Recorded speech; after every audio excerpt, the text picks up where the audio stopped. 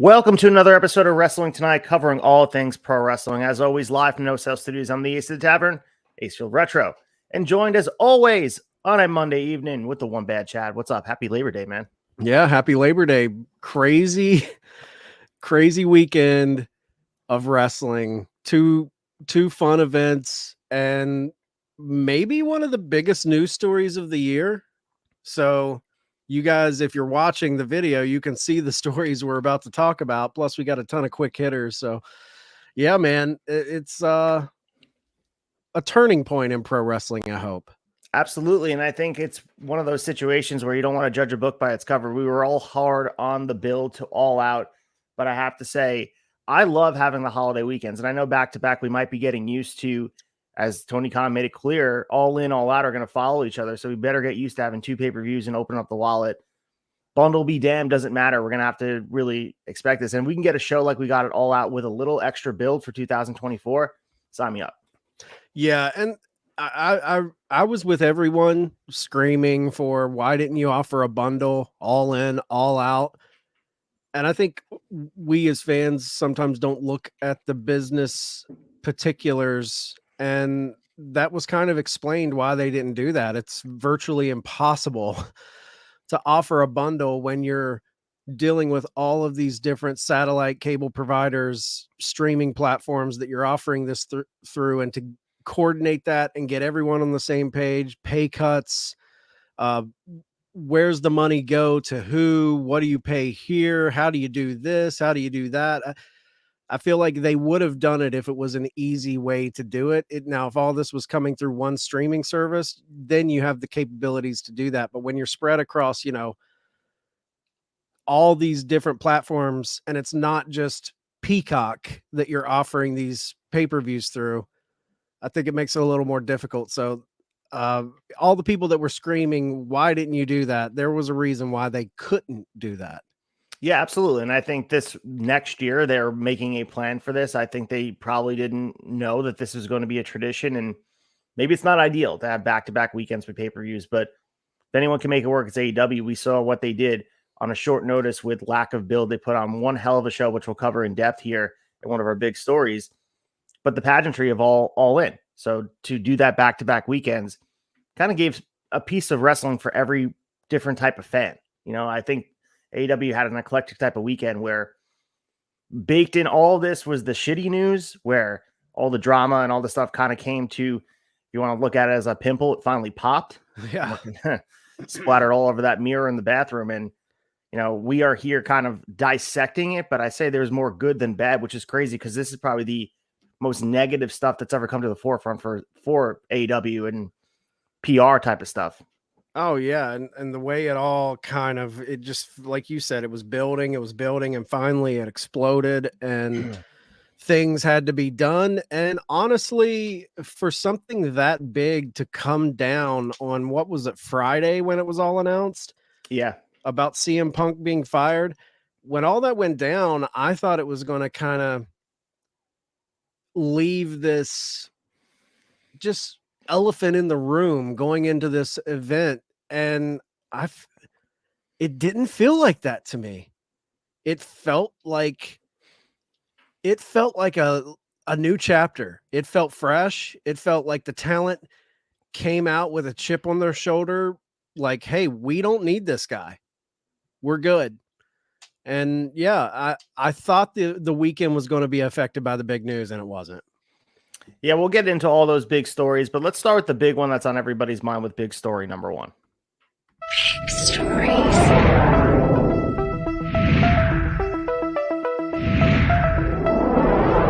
Story one.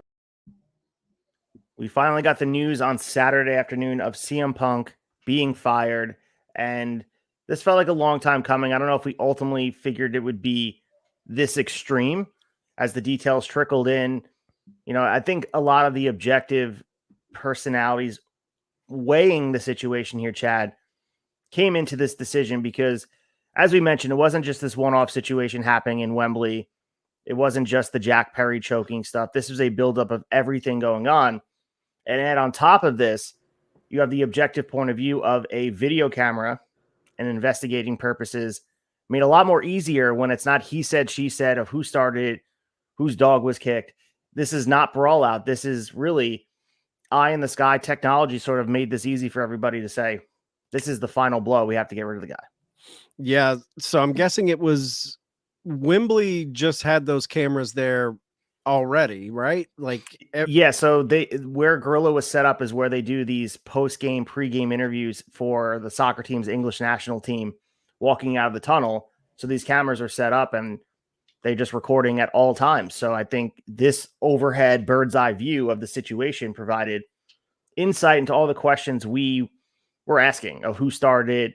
Was it a chokehold? Was it a pie face? Was it a Jack Perry initiative? All this was clear to everyone. And quite clearly, there was no discrepancy about what had happened. And I think the biggest piece of this all was Tony Khan's involvement and, him trying to be the peacekeeper. And he said his life was in danger. That might be extreme, but anytime your boss is involved and he is being threatened, that's grounds for dismissal. And, you're going to miss out on a whole bunch of money. That's the other thing. Yeah. What do you expect? Like, what did Punk expect? At first, we thought it was just Jungle Boy, and I feel like Jungle Boy is unfairly getting a lot of the heat for him being fired. Now, I'm critical of Jungle Boy saying that thing into the camera, knowing that you're poking the bear. I was very vocal about that. I don't think that was a smart move, but here's the thing. Like, if it wasn't him, it was going to be something else, because there's a lot of people at fault. Jungle Boy shouldn't have said that, knowing that he's poking the bear. CM Punk should have been the bigger man, been a leader, and not let stuff like that affect him so much. Let it roll off your back. He couldn't do that. Tony Khan should have handled Brawl Out differently, where it wasn't just this thing that simmered and simmered for over a year. The Elite maybe should have tried to work things out and been open to it. All of that is a peripheral take from fans who do not know shit of what's actually going on behind the scenes. So we don't know the nature, the temperature of the room, whatever you want to say. All we can go by is what they're allowing us to see. And thankfully, those cameras, you can see that the cameras sped everything up, because Brawl Out, I don't know if we ever got a solution to that. Like, nothing ever came from that. Yeah, Punk came back, he got his own show, blah, blah, blah. But there was never, it's still this open-ended mystery of what happened. Both sides have their stories, but with this, it's like, no, the eye in the sky tells no lies. So I think it was good for this situation that we can move past it with video footage. Yeah, and you reference expedited into the situation, and yeah, that's true, because as I mentioned before, Brawl Out was a kind of he said, she said. People are going to plant their flag in whose camp started it. Did they push the door in? Did they, all that stuff. There's no discrepancy. There's no side. There's an objective person there. And a lot of the people that were in Gorilla were, 8 non-wrestler personnel that were there. And a lot of people that were there they have no clique. They have no standing. There's no allegiance to anything else but the truth. And I think both sides, no matter what, you're going to see it through your lens. And that's what was the issue and will always be the issue, and would have never gotten better. So we would have been doing this damn to do this dance forever. But really, the AEW press release that caught everybody by surprise was announced on Saturday. It followed the investigation involving Punk and Perry.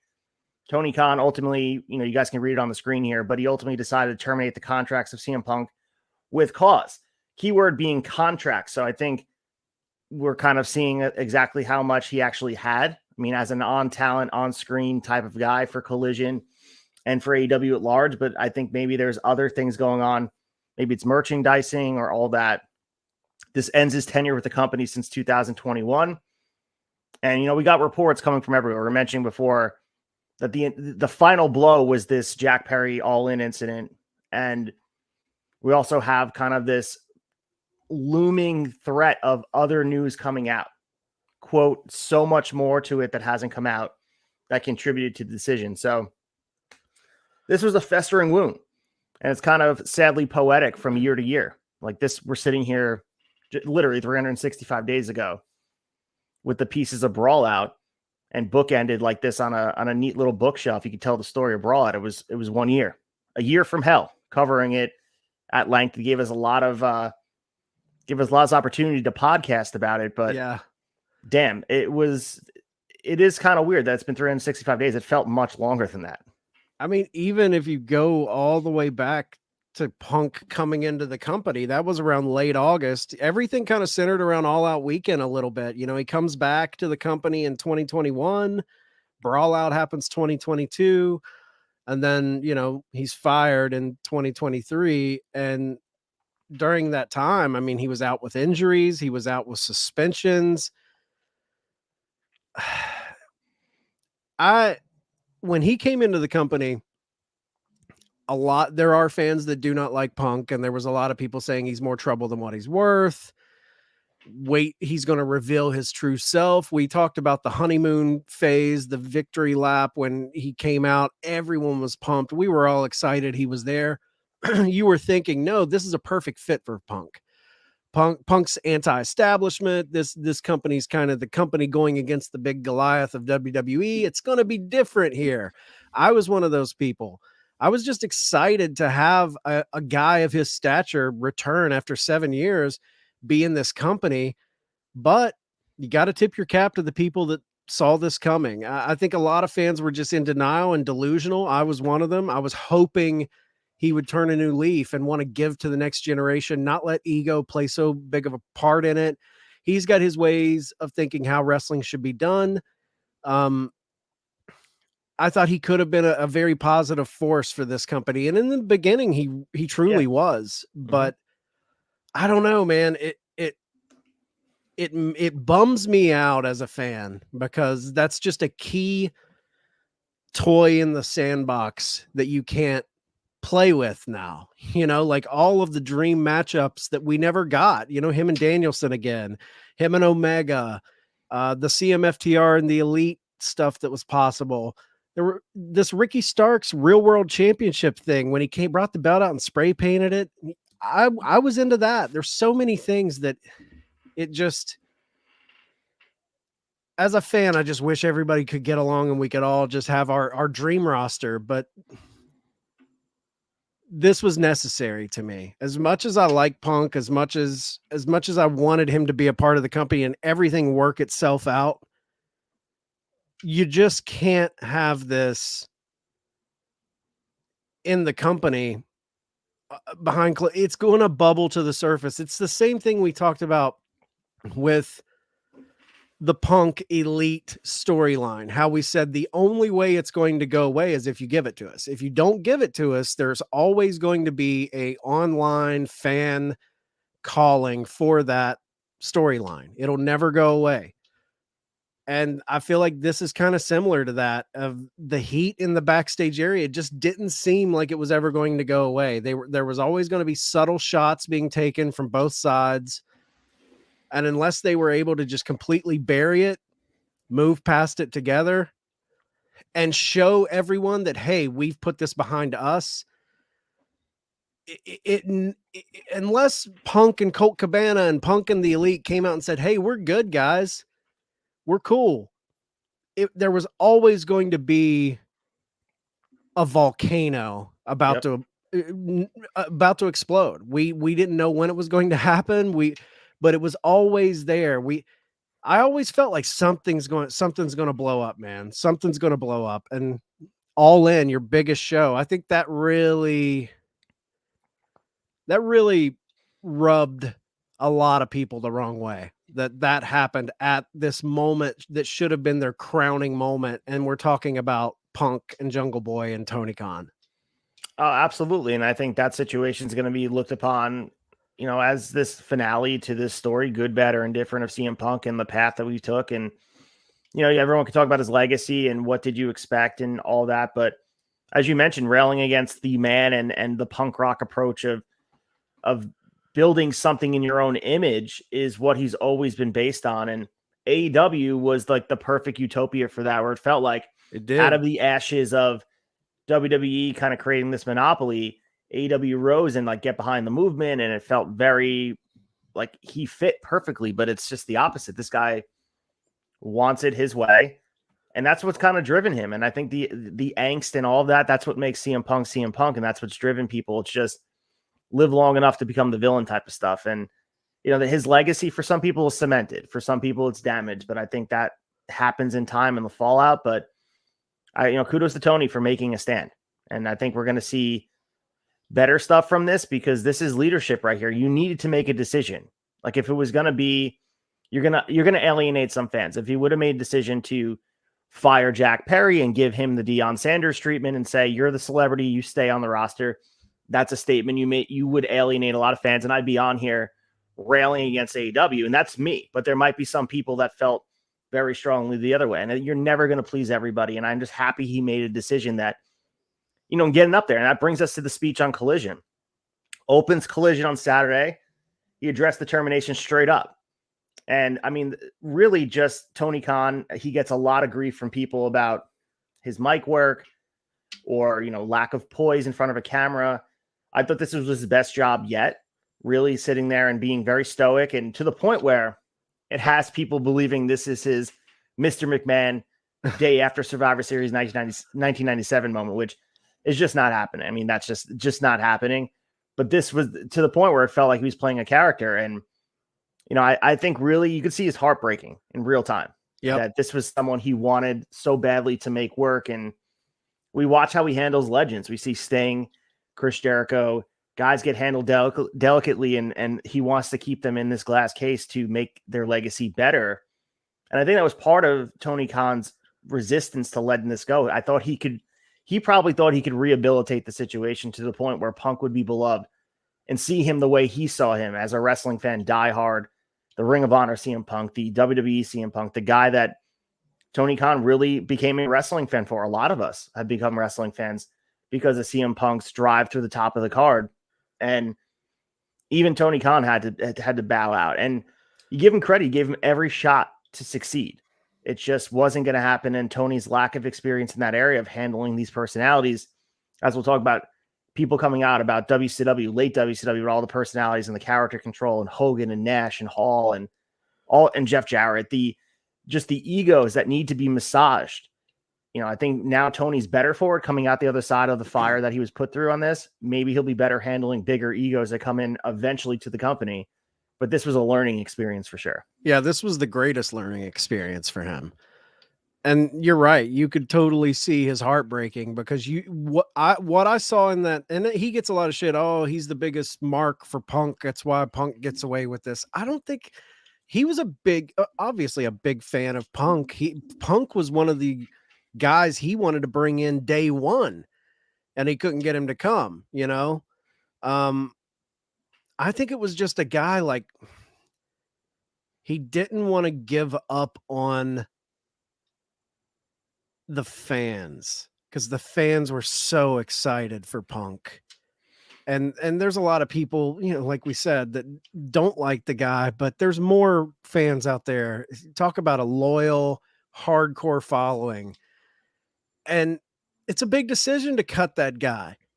Because in the back of your mind, you're like, well, if I cut him, does he go to WWE? They reap the rewards of it. Like, we're doing great merch numbers. Like, the dude drew $1, like he was one of their biggest names, arguably one of their top 3 personalities in the company as far as just fandom. So I think it was him trying to just hold on and piece it together and have this rockin' all-star roster. You've got Punk, who's been out of wrestling forever, and now he's here, and I can like shift him into these storylines and just him hanging on. And honestly, shame on CM Punk, man. Shame on CM Punk for taking advantage of a guy. That's what it feels like to me. He took advantage of Tony's fandom. He pushed him to the moment, to the point where he thought he could just do what he wanted to do and say what he wanted to say. And he kept treating him like a money mark. It felt like he didn't treat him like Tony had any authority over the situation. And he pushed and pushed and pushed. And then finally Tony's just like, I can't take it. I mean, it's been a year and a half of this, because this was bubbling before it ever hit the fan at Brawl Out. Like, this was bubbling at least 3 or 4 months prior to that. Oh, since probably the inception of him coming into the company and open the doors to the locker room. If you really follow the path, if him and Cole Cabana weren't sharing a locker room, this would be so different. I mean, may have been somebody different, you know what I mean? Like, I understand that, but I think really the issue, it's so simple where if Tony Khan got in front of one of these scrums and just said all the rumors about CM Punk getting Cole Cabana released or put on Ring of Honor, they're untrue, maybe we're looking at a different situation. But I think you're right. This would have been something else. I think it would have bubbled over to a point where maybe it would have took more time. Maybe he would have rubbed people the wrong way, but he'd find something to be angry about. Because in a lot of ways, that's what makes him popular. Like, you know what I mean? That's what makes him popular. I think he has to have that fire burning in him to upset the authority. And it just doesn't fit here in AEW because, as I mentioned before, my fandom came back with AEW, and a lot of fans feel the same way, that this is a wrestling utopia. Maybe it's not utopia, but for fans, this was created in our image. Like, we're back. Right. And it's not. That's why you don't see hijacking of crowds. You don't see all these people chanting against what the storylines are. They play along. This is not the same sandbox that WWE created where it's their way or no way. Tony Khan does pivot and give fans what they want. And I think that's why this is going to be interesting, because even in Chicago, there were CM Punk chants and there were shirts. And I saw reports, people were saying that CM Punk shirts are being removed at the door, which is just categorically untrue. There were people in the front row wearing CM Punk shirts. So if you're going to take away shirts, would you take away the front row first? Right. So those reports are just kind of more the rallying cry, like AEW, it's Vince McMahon type of stuff. This is whatever, controlled radio. We don't want Punk being out there. I just think that's categorically untrue. And to this, Tony Khan mentioned him on TV after that. That's not really par for the course for a company that wants to just pretend it didn't happen. So right. they're going to use this footage. They're going to talk about him. I don't think they're going to shy away from what he gave to the company. And I mean, there is a percentage chance that maybe it works out down the line. Not soon, but there is a chance. Maybe they can do business again, because wrestling is wrestling. Yeah, there's always a chance. I don't believe those reports really. I know I saw a video of a security guard taking a sign, but I don't know the context of that. I don't know what's going on. I saw Punk signs throughout the building at All Out. I saw t-shirts in the front row. I think it's more of fans and dirt sheets who were eating this up in kind of loving that it was showing cracks in the foundation of AEW, loving the dissension of it all. The fans that were all about that, I think there's a part of them that's kind of worried now. Like, there's no negativity to spin.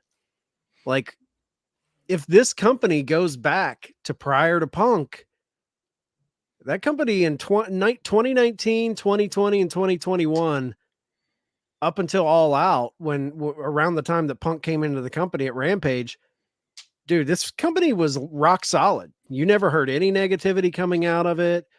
I'm not saying Punk brought that, but it was a pretty buttoned up, seemed like, I know it was the honeymoon phase, but like, it seemed like everything was hunky dory in AEW. And to your point about Punk always kind of needing a fire in his belly, I find it's such a shame that for him to have that animosity in his life,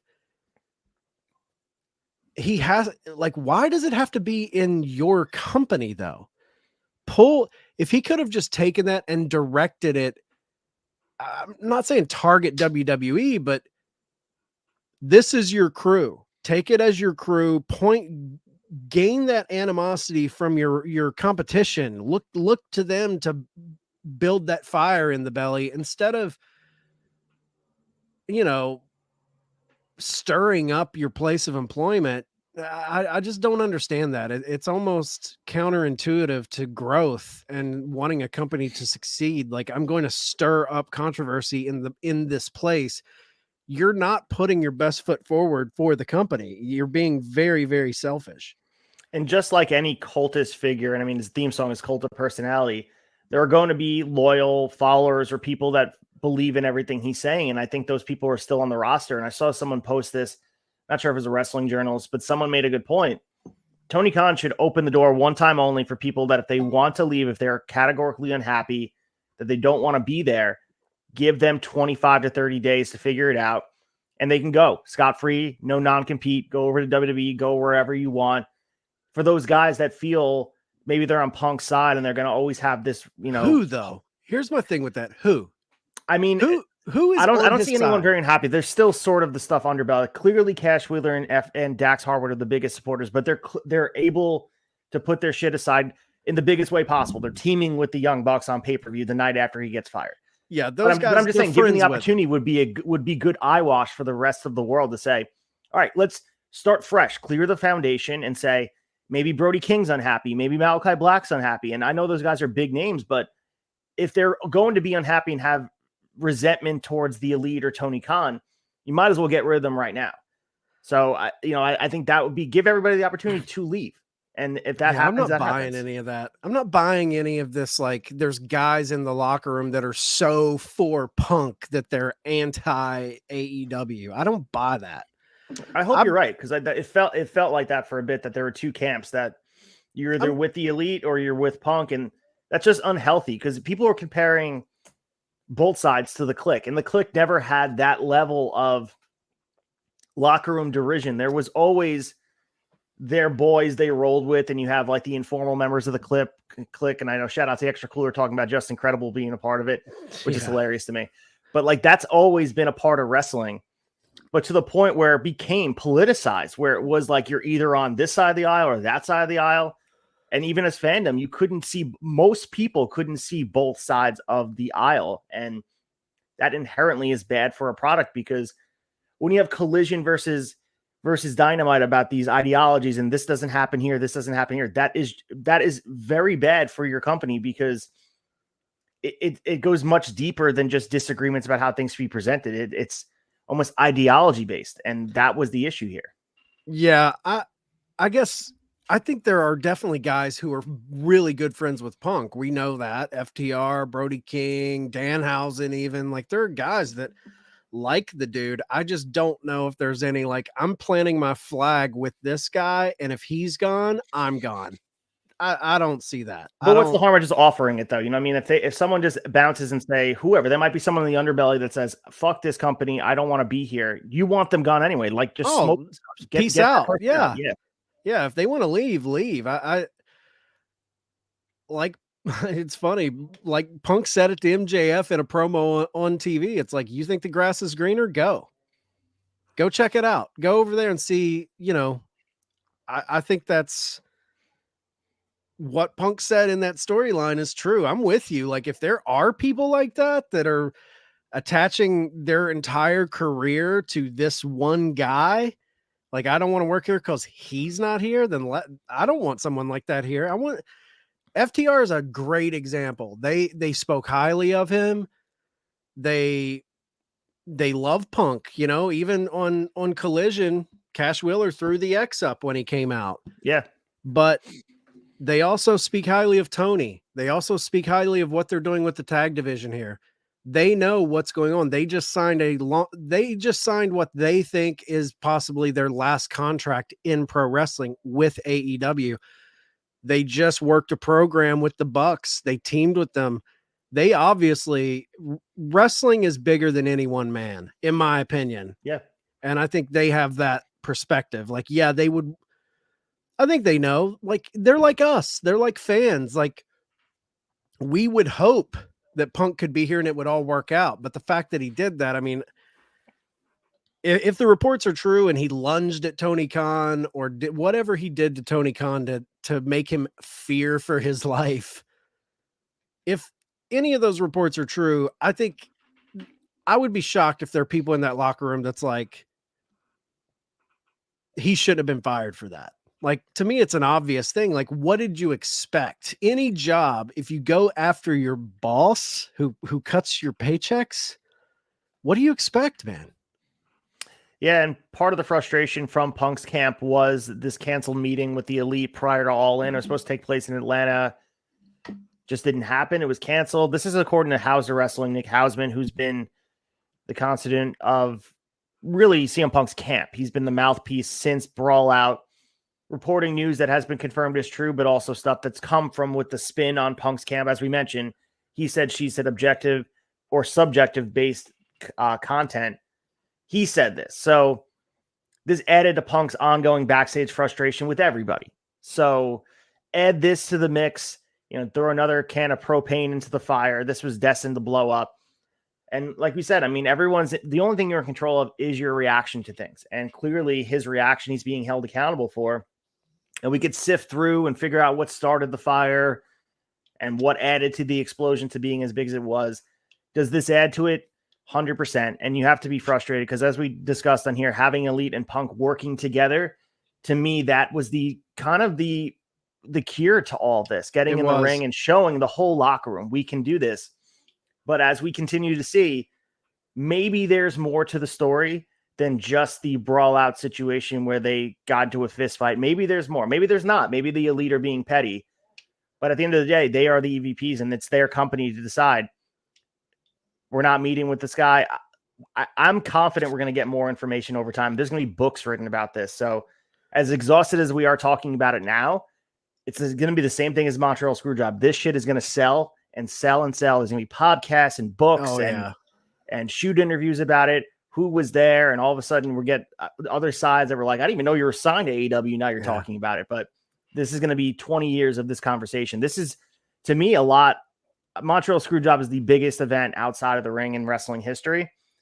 This is close, man. This has got to be top 5 as far as fallout of really the parameters of where it goes. And we don't know. The crazy thing is we don't know what the fallout of this will be because we're still kind of in the mix. Every company, has their thing, I guess, the Montreal Screwjob for WWE and Brawl Out. I mean, that's probably AEW's version of that right now. And what was WCW's? You think it was the Jarrett Vince Russo thing? Is that that was horrible, but or was it the finger poke of doom situation? I think it was Russo, Jarrett, the Russo Jarrett Hogan. Promo, right? I would say. Yeah, that they never recovered from that one. Yeah. Like you said, House of Wrestling, Nick Houseman, kind of a mouthpiece for Punk's camp, says that this meeting was supposed to happen in Atlanta prior to All In, and the Elite canceled the meeting. That's all well and good. I'll take it at face value. Why'd they cancel? Like that's the unreported thing. They just canceled. Like, so what happened? There's other stuff. What went into the decision of them not to take that meeting? They're smart guys. They know, everybody knows this is the biggest show we're going into, 81,000 plus. Let's bury the hatchet. Something had to happen to get that meeting canceled. That's a question mark. Just to double back on this Tony Khan speech at Collision that we were talking about. A lot of people were, giving him, like you said, he's cringy. He's not good on the camera. What did you think about that? As far as just like him from a leadership perspective, like a lot of people said he messed up by coming out and saying that, but what's your just overall thoughts on Tony having to do that and making that decision to come out and talk to Chicago that he fired CM Punk? It's the most courageous thing he's done as a wrestling promoter yet, to get in front of that Chicago crowd and face the music. We've seen other promoters wait. He could have waited till after All Out. He could have fired him today, dropped the press release, but he didn't do it because he wanted to make a point. He wanted to get in front of the fans of Chicago. This is the hometown of CM Punk. This is where CM Punk's fandom is most prevalent. And I give Tony the utmost credit for not only going in front of the live audience and getting on the mic and sitting down and talking to people, to the point where he had people cheering him at the end. It wasn't everybody. People were still booing him, but he stood in the pocket. He took the abuse, and then getting on camera too and addressing it first and foremost. He could have just released a statement, but this took courage. He did not have to do what he did. And I thought it made him look better, in my eyes, at least. I'm with you. I think it's a hard thing to do. You got to stand up to something like this. I truly feel like if he would have waited and fired him on Monday after All Out, like if he's like, I don't want this hanging over, I don't want fans to be upset because I fired Punk. Let's just get through the pay-per-view and then I'll announce it on Monday. If he did that, I think the crowd reaction at All Out would have been worse. I feel like people would have been wondering where Punk is. They would have been expecting something. The fact that he took a leap and just ripped the Band-Aid off and was like, hey, this happened. The fans showed up at All Out and it felt like, okay, he's gone. That's behind us. Where are we going now? It felt, I said it earlier, but it really did feel like the next chapter. Like we're entering the third chapter of AEW. The first chapter, the honeymoon phase, the beginning, the Cody Rhodes era, if you will. Pre-Punk, for sure. Pre-Punk. Then there's the Punk era, and now we're entering post-Punk.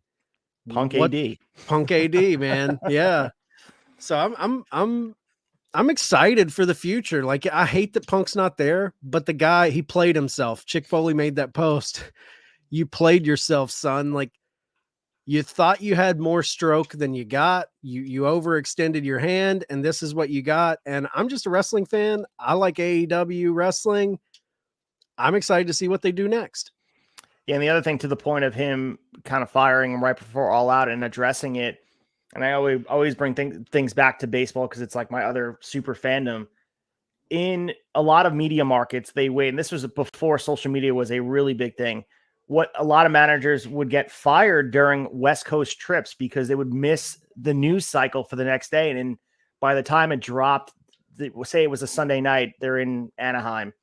They fire him at 3 a.m. local time, but they fired him just after the game in Anaheim. They didn't have time to cover it in the newspaper. A lot of the reporters are not reporting it. They have to report the next day. And by that time, there's another news story because it moves so fast. Yeah. He could have done that because you'd have the fallout of All Out to sift through, and there would be a secondary story, or you would hope it would be. Probably not. His idea was, let's face this head on. I'm doing this from the most genuine point of view that I don't want to do this, but it is the right decision for the company, for what they're trying to curate, the culture here. Because I think at the end of the day, it's about culture. It's about workplace. He was referencing things that other people shouldn't be exposed to in the workplace, not just him. And I think it was a perspective taking moment for him to look at it and say, yeah, I would deal with this. I'm a wrestling fan, but there's probably people there that are probably looking at him saying, this is what work is supposed to be. This is not normal. And I listened to Cornette's take on the Jack Perry situation. Of course, I like to get all sides of things. And there's a lot of things I agree with Cornette and a lot of things I disagree, but I try to build up that in my brain about listening to different perspectives. And it was really funny to listen to Brian Last and Jim Cornette go back and forth, because Jim Cornette's been a lifelong wrestling guy. And to him, some guy getting choked in the locker room was not a big deal. And Brian Last was trying to like put perspective on him. Like, no, that's not normal in a workplace. He's like, oh yeah. I've seen 4 or 5 guys get choked. And Brian Last is like, I haven't. It just doesn't happen in the workplace. And wrestling's its own thing. But if you want to be this company that is, making millions of dollars of profit, doing gates to the level they are, the biggest wrestling show, and you want to model yourself after WWE and be this worldwide entertainment entity, things like this can't happen. It needs to be a safe workplace for people that are not just, oh, it's wrestling, it's allowed to happen. There's people behind the scenes that should not be exposed. The seamstresses, like that type of stuff, if they're seeing it, you're signing off that that's the type of culture you're trying to create. And I think that's ultimately what Tony Khan's decision was. I need this culture to be family oriented.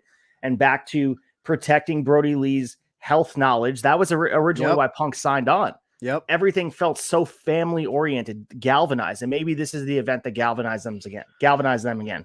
I'm with you. And I think when Tony said he feared for his safety, feared for his life, the fans, there was a collective eye roll to that comment. Like, really, dude, you feared for your life. But you got to look at this from his perspective. I know everyone likes to look at Punk like, oh, he got beat up in UFC. He couldn't bust a grape. What's he going to do? Tony Khan is a little guy. He's not a big man. And you have Punk, who, whatever you guys think of him being, a wussy or whatever he is, Punk trains at Duke Rufus Sport, which is a world-renowned mixed martial arts place. He's trained there for a long time. Dude has some skills. And when it's CM Punk versus just a tiny, scrawny little guy with no fighting ability, he probably is a scary dude. So to be in a situation where he's being verbally attacked or whatever happened, lunged at, we don't know exactly. I don't think that's a step too far for Tony to say that. Like, I felt like he was really like speaking from the heart and being like, I didn't know what to do in that situation. You know, this isn't Vince McMahon jacked up in the Titan gym. You know, this is a little guy, a little nerdy guy. I bet he was like taken back by it. Yeah, I mean, and speaking of leaders that have kind of seen chaos go down, Eric Bischoff spouted out his thoughts on this. And, you know, the guy who's been in charge and he had a lot of egos he was managing or mismanaging, you can make the argument for. And a very vocal critic of Tony Khan. 100%. Eric Bischoff's been out there kind of being armchair quarterback type of stuff with, I would do it this way. It's like, well, you did. And some of the stuff went wrong, but I'll let you take the lead on the Eric Bischoff reacting to Tony Khan. Yeah, Bischoff sent out a tweet after the firing, and Bischoff just said, a tough one, but the right one. #respect. It goes to, I mean, Bischoff has went over every decision Tony Khan has ever made with a fine-tooth comb, and he always finds ways to spin it with a little bit of negativity on it, in my opinion. Like I think he's still sour because Tony took a shot at WCW saying AEW is bigger than WCW or something. And he's never let that go. And he's been hypercritical. So for him to say a tough one, but the right one, #respect. I think that's a big, that's a fair take on the situation. I think. Yeah. Well, I mean, it was a tough decision, but it was the right one. And ultimately we'll see where this leads, and having the support of Eric Bischoff has to be validating on his end. Not that it's the reason you make the decision, but having someone who's experienced the chaos of really a locker room in disarray, because WCW, I mean, if social media was around during WCW days, we would probably be hearing a lot of different stories, but the ego is there, man, having to manage, because that's not what you consider when you bring in these wrestling stars. And people like to make the symbolic joke of you put all these toys in the sandbox and you can kind of put them where they want, not taking into account the personalities and the egos and really what goes into massaging these relationships. And WCW is the biggest example of that, where it was mismanaged. And you can also look at WWF side. 2001 probably to me is the most insane roster collection that they have there.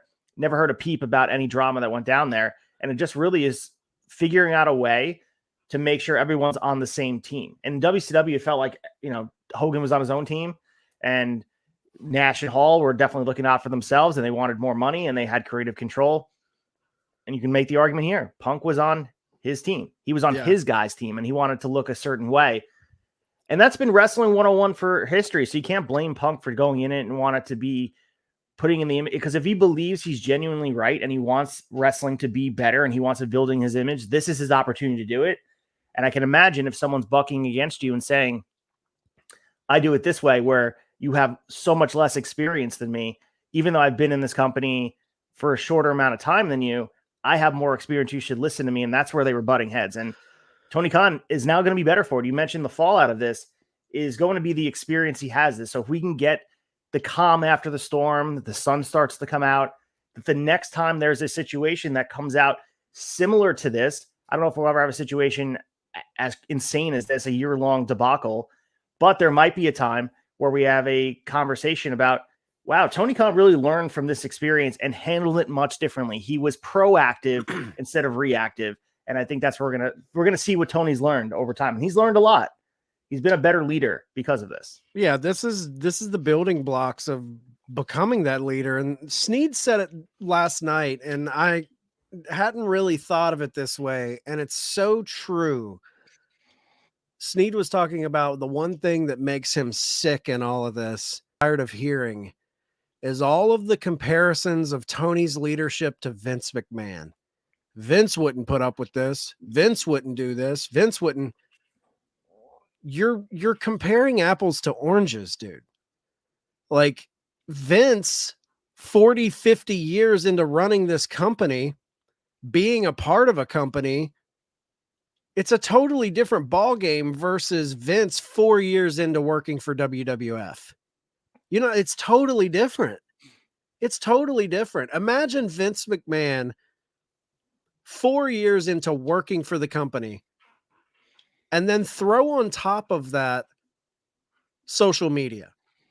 Throw on top of that instant news that hits all of the fans. Because let's be honest, back when Vince was getting his feet under him in this company,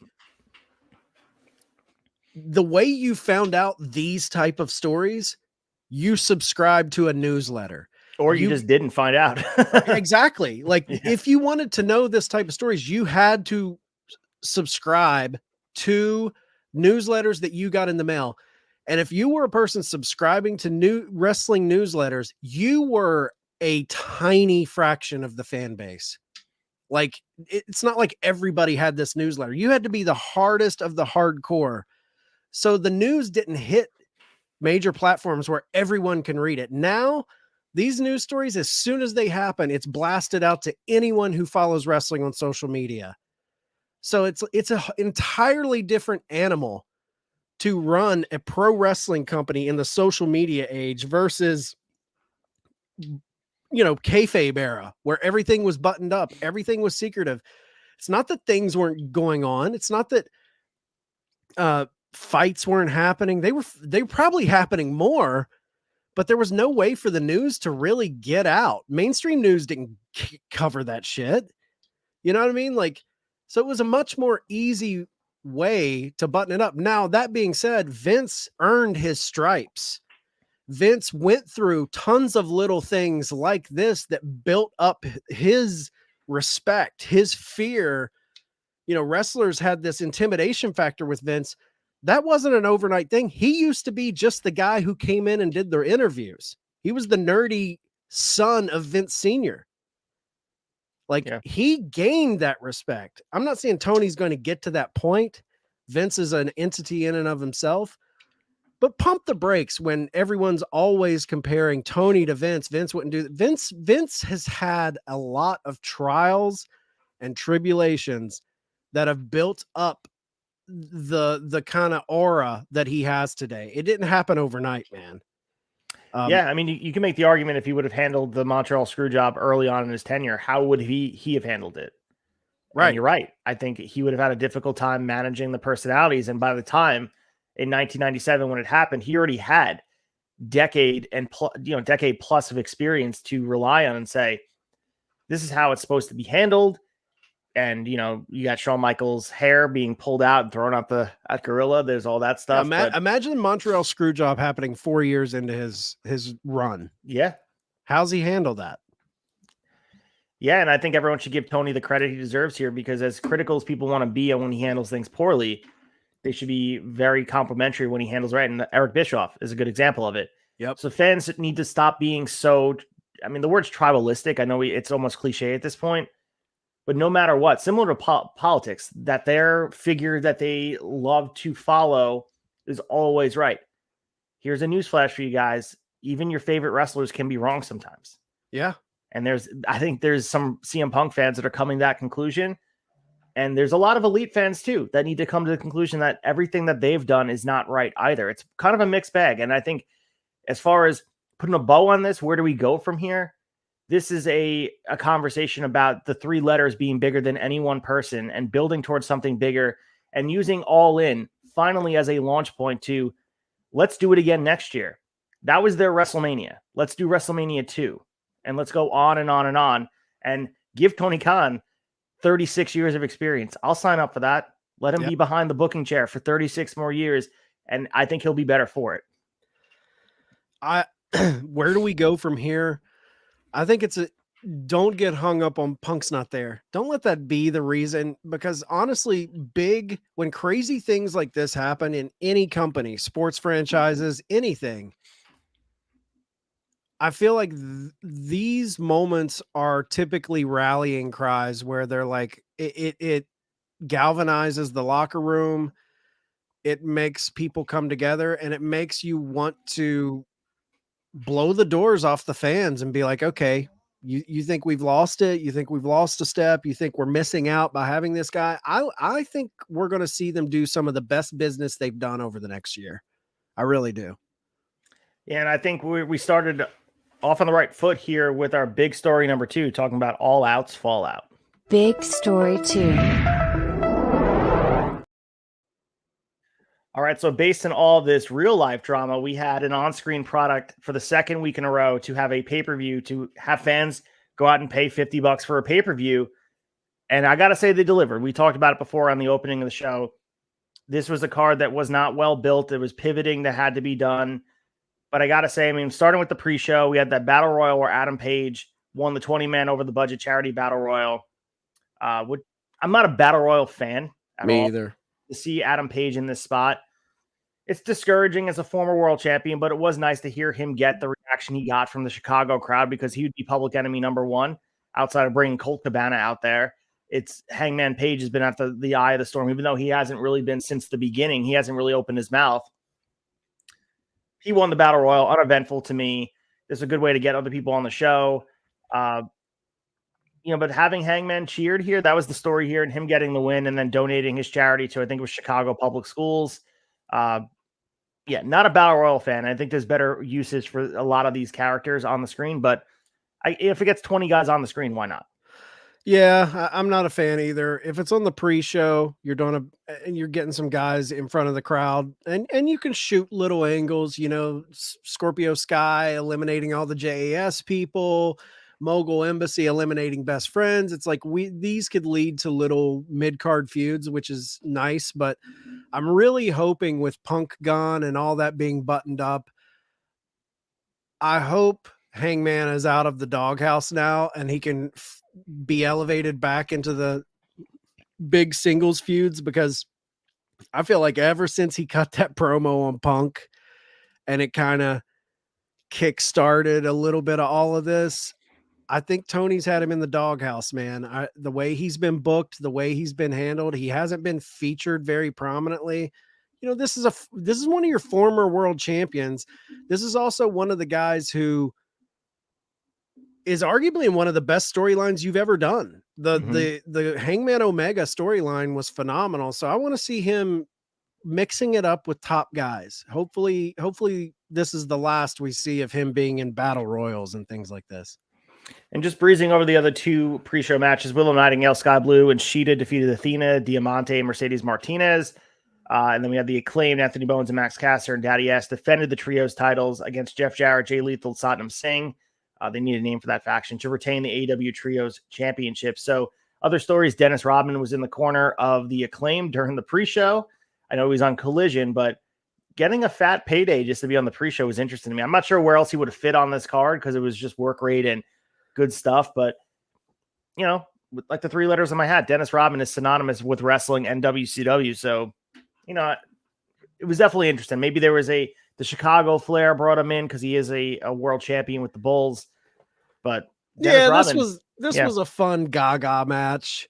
The Acclaimed fan favorites, Jay Lethal, Sanjay Dutt, Jeff Jarrett, Satnam, Karen Jarrett. That whole crew is they were the crew with the Texas Chainsaw Massacre match, which was awful and horrendous. But you need a little bit of that levity in wrestling. A little bit of that stupid sometimes goes a long way. To throw Rodman in with that gang, it just felt right to me. What do you think Caster calling them the modern day oddities at Pop Me is like huge, especially after just covering 1998 WWE? Spot on, dude. It was spot on. So good. But we open our actual main card with Better Than You, Baby, MJF and Adam Cole taking on John Silver and Alex Reynolds of the Dark Order with Evil Uno in their corner for the ROH Tag Team Championships. Before the match even starts, we get some awesome pomp and circumstance. MJF and Cole were wearing matching Chicago Bulls number 23 style tag team shirts, which I was looking on Pro Wrestling Tees. I know the Labor Day sale. I was about to purchase it, and it wasn't on there yet. So, bad on you guys for not having it immediately dropping on the site when they were wearing it. Yeah. But it was all, we saw the 23 on MJF's elbow pad. This is really fun. And if you kind of close your eyes and immerse yourself outside of the fact that this is for pretty much meaningless ROH Tag Team Championships, this was a lot of fun. advancing storyline with MJF and Adam Cole. Cool to see Silver and Reynolds in the spot from the Dark Order. I know they just won a battle royal to get there, but midway through the match, you forget it's not for the AEW Tag Team Championship, and if it'd have so much more meaning if it was. But yeah, this was fun. MJF and Adam Cole being on the card in this capacity. People would say it's a detriment on the card. I would say it actually helped it because it was more of the same type of stuff, extending it.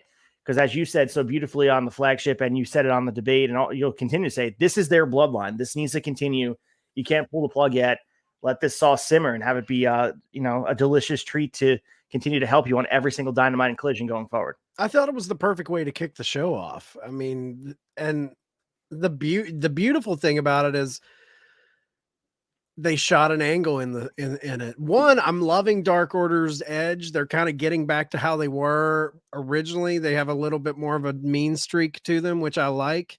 I thought the match itself was fun, but this wasn't just, hey, let's throw these guys in this ROH tag match and that'll be that.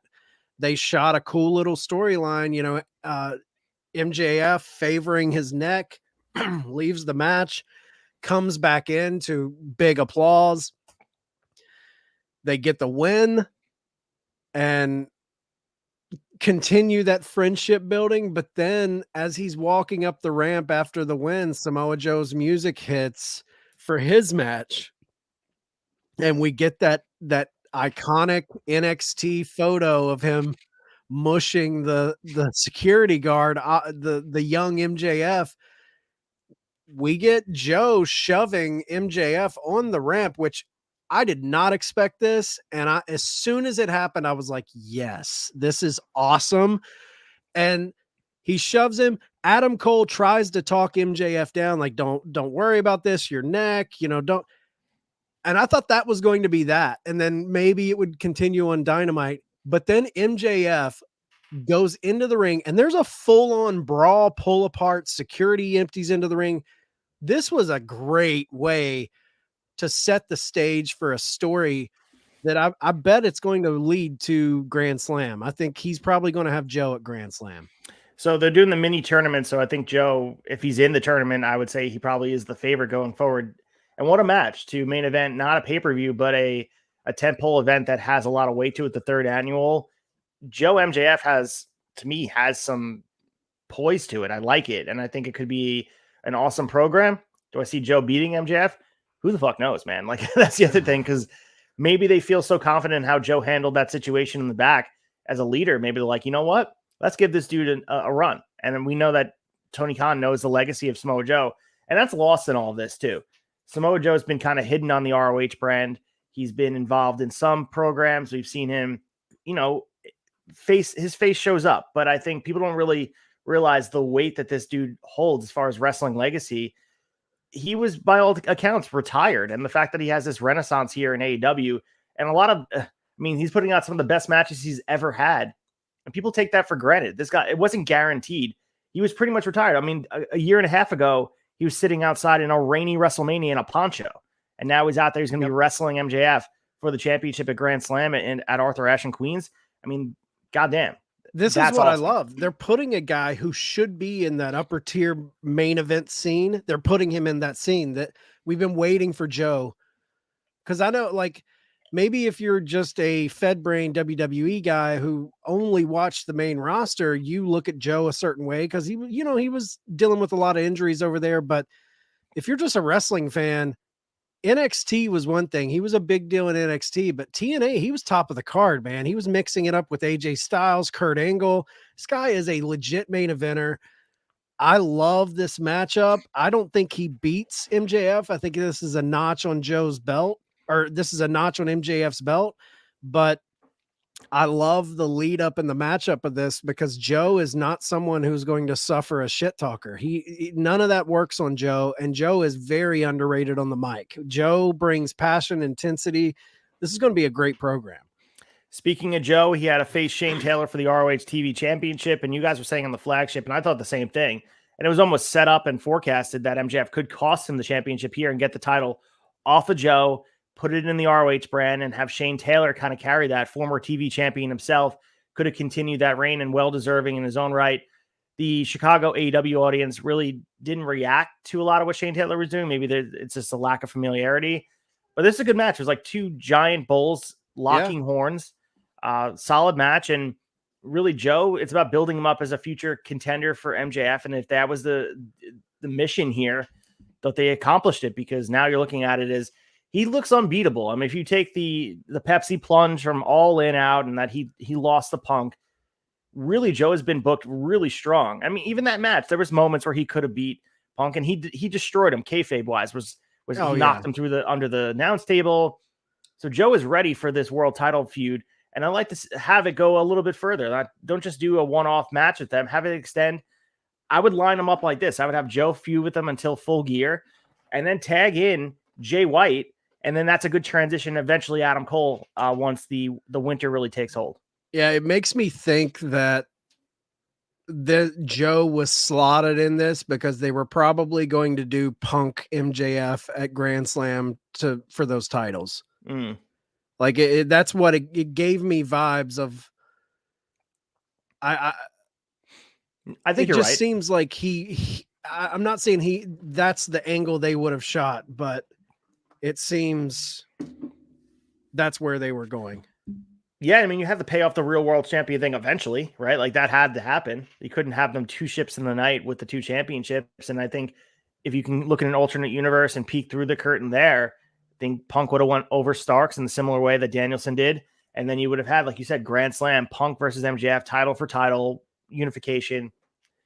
Maybe it's a crowded moment for MJF, or maybe Punk walks away as champion. Like maybe this whole Punk thing outside of just the PR nightmare maybe it upset a lot of Tony Khan's plans coming up. And we know he has plan A, plan B, plan Z, because he has to. Forbidden Door, the first one, right, made him know that he has to do that. But that's the thing we don't consider, is that Punk was very much integral in the plans going forward. And maybe he's foolish for making those plans despite everything that was going on. But you could tell, I think you're right. I don't think Joe was supposed to be here, but happy accident here, silver lining of a bad situation. Yeah, it looked like a pivot, but it looked great. So we also have the TNT Championship on the line. Luchasaurus with Christian Cage defeated Darby Allin with Nick Wayne. This is a really solid story, side plot of, and I was trying to think of the one guy on the roster, and I was watching with my friend. We were talking about guys who have held on to the title for the guy. The only guy you could think of is Ted DiBiase, who, when he purchased the championship, but didn't have a long reign with it. They immediately forfeited. Jack Tunney said, absolutely not, can't be purchased. They had the WrestleMania 4 tournament. But Christian Cage, you almost forget that Luchasaurus is this big bad holding it, but Christian Cage is the one celebrating with it. Pretty decisive win for Luchasaurus, booking him very strong. And I'm curious your take on it, because we had extensive conversations on Honor Society about Luchasaurus. We talked about when they split from Jungle Boy and what they're doing with this guy, this dinosaur character. Your thoughts on Luchasaurus and how the presentation has changed? I love this. I thought this match, if Darby won here, it would have been a mistake. The fact that they let Luchasaurus go in there and just pretty much dominate this guy, he wrecked him.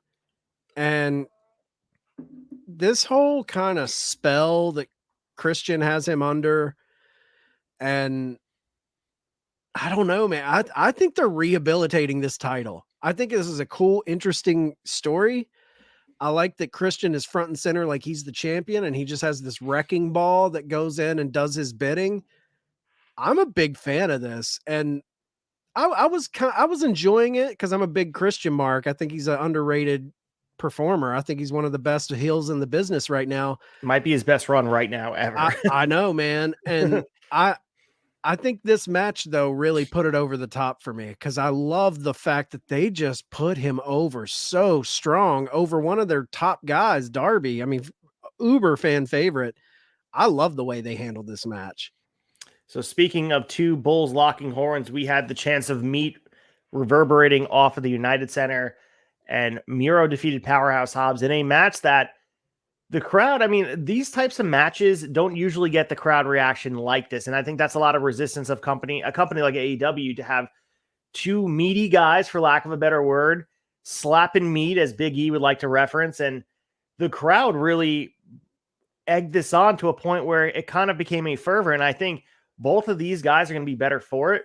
match was really good. And I think on the wrestling logic of having a buffet, you need these types of monster matches where it feels like Godzilla versus King Kong smashing into each other. The chance of slap the meat, this is meaty, meat forever, holy meat. Yeah, it was great. This match was awesome. And two guys that the feud has been quietly built up very strongly on Collision. Like, people were talking about feuds not being built up. We just saw two matches go through. Luchasaurus and Darby Allin with Christian in his corner. And Miro and Powerhouse Hobbs has been built and simmering for a very long time. And this paid off.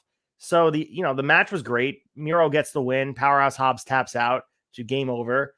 And CJ Perry, aka Lana, comes out. And you would think it'd be like, oh, let's just hug.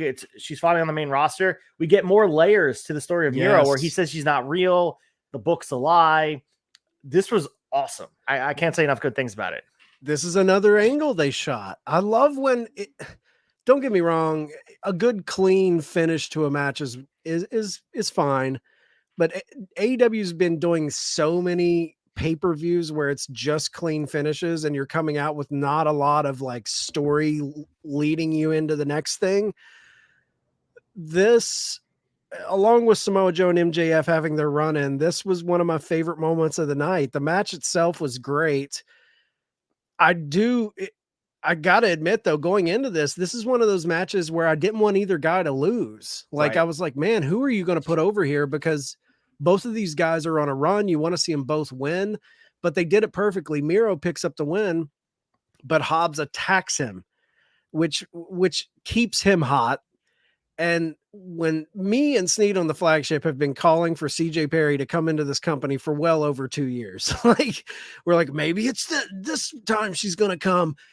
And when on the Contron, when Hot and Flexible came up, my brain didn't register at first. I'm like, Hot and Flexible, what wrestler's hot and flexible? And then she walked out. I was like, oh, of course. And like you said, the cherry on top, the best move is it wasn't this big embrace. My wife's here. It was a very interesting response. They're pulling from that batshit crazy lady on the plane. That MFer isn't real. Like, Miro looks at his wife and says, she's not real. You're not real, or whatever he says. This is interesting to me. This is a story that makes me want to watch. Yeah, and it keeps Hobbs looking strong because despite looking for a handshake and seems like they have mutual respect based on the reaction they got from the crowd, Hobbs continues to build up some stock here as a heel, attacks Miro, and then there's more story here. And I think the feud's not over. Maybe we'll get the payoff at Full Gear. Maybe they have it on a special Collision. Maybe we see it at Grand Slam. But I think this meat stuff is going to catch on for the better. That a lot of these matches because as we see, I mean, throughout history of wrestling, these two big guys locking horns, sometimes as they call it Haas matches, don't have the crowd reaction because it's not the high spots. Kudos to Chicago for showing out here to emphasize it, and really validate Tony Khan putting the time into a program with Miro and Powerhouse Hobbs and having an eclectic style of wrestling that isn't just this high flying. There's a time and place for wrestling where you have these two larger than life characters beating the piss out of each other. And that was the case here. Yeah, it was a solid big man match. I loved it. So the women that had the unenviable task of following this up was Chris Statlander taking on Ruby Soho with Saraya in her corner for the TBS title. This match was slow, but I think once it got going, it was okay. And more story, coming in here with Tony Storm leaving the Outcast seems like it's kind of a foregone conclusion at this point. And Chris Statlander with the TBS title doesn't have the buzz that it did when Jade was there. Not the star power. That was a solid women's match. It was definitely, again, sandwiched between two of the best matches of the night. This was a tough spot to be in, but I thought they did an okay job. Yeah, it was a good match. I like both performers. I love what Tony Storm's doing, trying this new character. They need stuff like that we need character and story injected into this women's division. And they're trying to get the ship righted. So hopefully, they continue to build out more and more story. We got Jade's return looming in the future, so we'll see how that plays out, whether she goes for the TBS title or goes after that women's world title. I don't want to see her go back after the TBS title. Yeah, but we'll see how it goes. Our next match here was definitely my favorite of the night. among many good matches. Bryan Danielson defeated Ricky Starks in a no DQ strap match. And just seeing Danielson come on our screen on Collision the night before created a buzz. And I'm the biggest Danielson fan. I can't be a bigger fan of the dude. He's one of my favorites, Mount Rushmore type, like currently and all time. Love his body of work. So anytime he's on a card, he was the perfect guy to insert in this Ricky Starks match, because this was one of the sore spots. This match and also the Young Bucks match were going to be spots where people were going to crop up if it was anything that wasn't up to their pleasing. But having Bryan Danielson, who's universally loved by all wrestling fans, the reaction he got from the fans when Europe Final Countdown hits. The other thing I was very impressed with this match, and the scrum was so fascinating to listen to Bryan Danielson break it down, the trust he had in Ricky Starks, because he is cleared, but he shouldn't be taking bumps. And if you notice, there was not one strike on his arm that was broken. They did a lot of smoke and mirrors, as Bryan Danielson said, to pull the curtain back. This was a fantastic showing for both these guys, considering the outside circumstances of a broken arm, having to pivot. This was not the program intended. These guys didn't have time to work together and get together a match more than 24 hours. To me, this match being as good as it was had no right being as good as it was. And I have to say, kudos to Ricky Starks to show how far along he is to be trusted with the Golden Goose work rate wise in AEW, to work with him. The match was fantastic. Like in a normal year where you didn't have Will Ospreay and Kenny Omega tearing it up 2 times in a year, this match could be match of the year. And I think when it's all said and done, I'm going to look back at this match as being like, this might be number 3 or number 4, but this is a top 5 match of the year that we witnessed. Just the imagery of the blood dripping down Danielson's face, Ricky Starks being taken to the limit and not really giving up, but pretty much passing out, going out in a shield at the end. Fuck, man, this match was awesome. Yeah, this was awesome, dude. Danielson he's an absolute pro, but I think the big winner here was Starks. I feel like the fact that Danielson, he said in the press conference where he was like, I'll look at a guy and I'll be like, I think you're good, but are you as good, as people say? And he wants to get in the ring to see. And I think this was approving. This to me, in the eyes of Tony Khan, to see Ricky Starks go with a guy who he respects as much as Danielson, this gives Ricky a lot of stock. I feel like moving forward, we're going to see Ricky featured in a bigger way than he has been. And it seems like every time they try to get behind the guy, something happens. And he kind of alluded to that in his promo on Collision. Like, here I am in this program with Punk gets fired. Like every time I'm on my way, but I feel like this Danielson match, stepping up, doing this no DQ strap match with Danielson, what a match. Incredible. Great storytelling. Loved Ricky the Dragon Steamboat out there. Like, this was a great pay-per-view match. Yeah, absolutely. And the other great thing, it was on the pre-show and hidden in there. So if you haven't seen it, I'm sure people are clipping it, but he cut an awesome promo, he being Bryan Danielson, about strap matches in this match of Ricky Starks. Felt like there was a lot of heat behind it. The Ricky Steamboat thing really tied in Bryan Danielson because of their history, the Dragon being kind of the parallel tie-in with them, but also referencing Bray Wyatt. I mean, the impassioned promo, last time I was in a strap match was with someone I love, and that was just a beautiful tribute to Bray Wyatt and their history, because some of Bray's best matches and Bryan Danielson's best matches on the WWE roster were together. Like, I love their matches and their chemistry.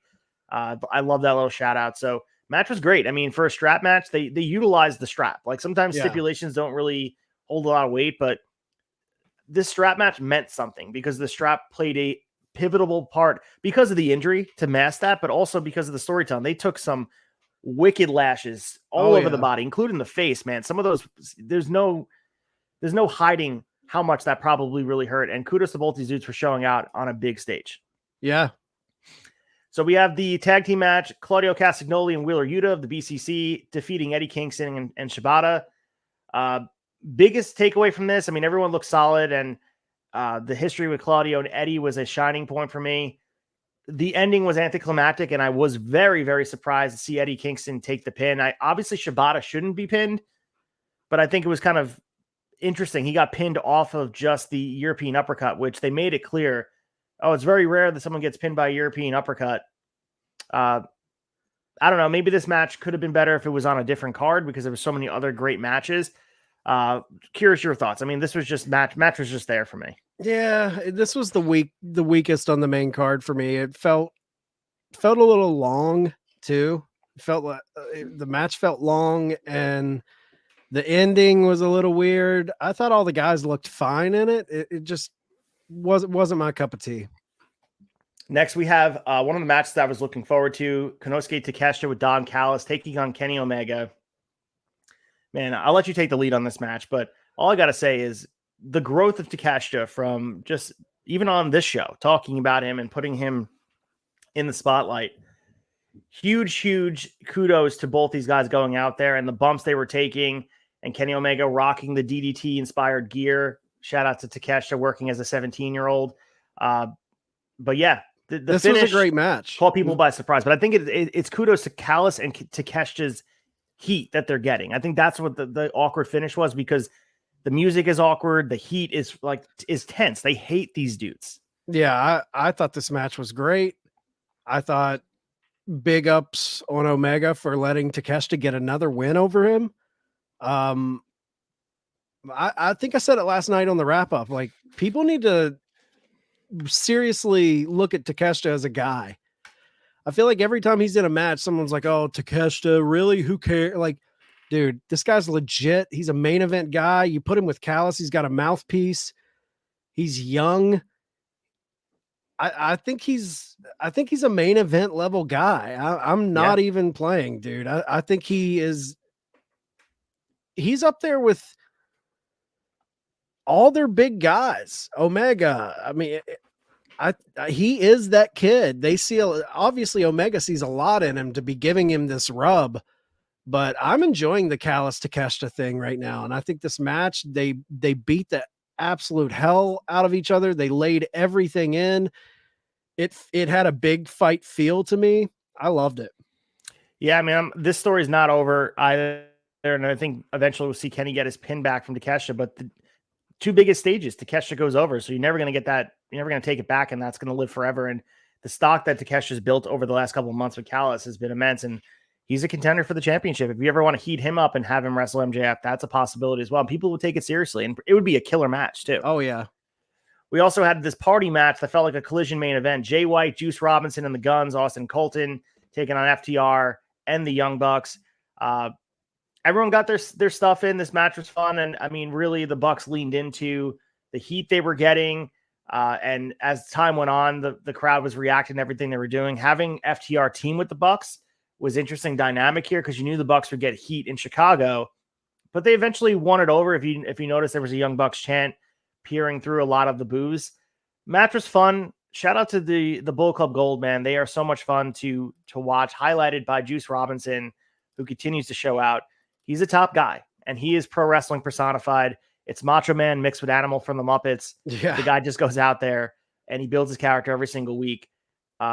This is a main event level group, and I think it was maybe it was Freems saying it on the wrap up last night that this is what he loves about the NWO and DX kind of put into one package here. Sometimes factions feel they're secondary. This faction feels huge to me, and the Guns being a part of it adds to it. Yeah, I think they're getting super hot. I think fans are really getting behind Bullet Club Gold. They're one of my favorite acts in the company right now.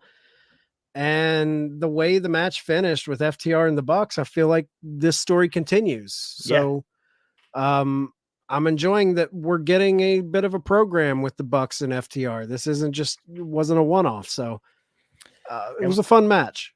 Absolutely. And I think having them team together was an interesting perspective for Chicago, but that's going to be the thing though. FTR and the Bucks, for better or for worse, are going to be tied with Punk for at least the immediate future, where people are going to be, if they're going to chant his name on the card, it's going to be during their stuff, self-imposed or not, because I think the Bucks lean into it in a negative way. Obviously FTR are friends with them, doing the X taunt and all that stuff.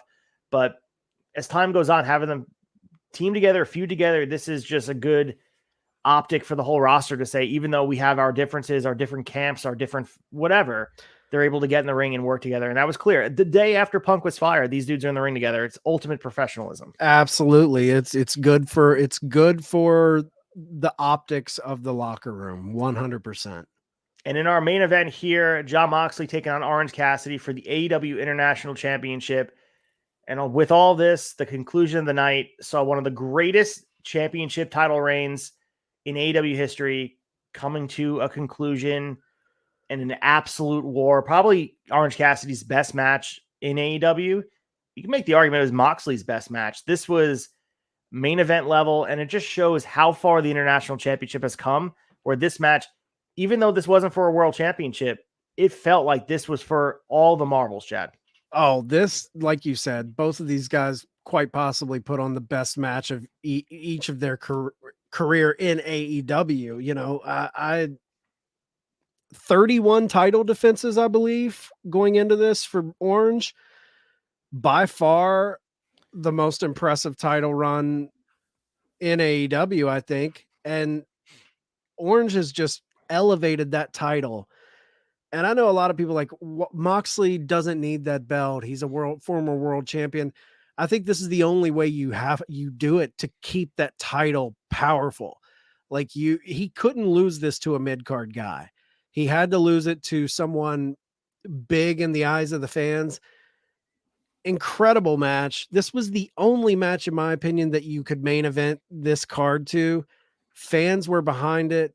I'm really enjoying watching this company try and add prestige to their lower titles. Like the way they're handling TNT title with Luchasaurus and Christian is a completely different way to build that title. And then the way they handled the international title with Orange is a completely different way to build that title.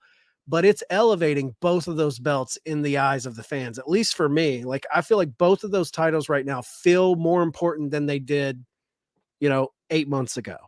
So I'm here for it, man. This was a hell of a main event. I absolutely loved it. Yeah, no, for those people that are critical of they want mid-card titles that mean something. The IC title meant something when I was a kid, but it doesn't mean anymore. Are the same people that are saying it shouldn't main event cards. What do you want? SummerSlam 92 was main evented by the Intercontinental Championship.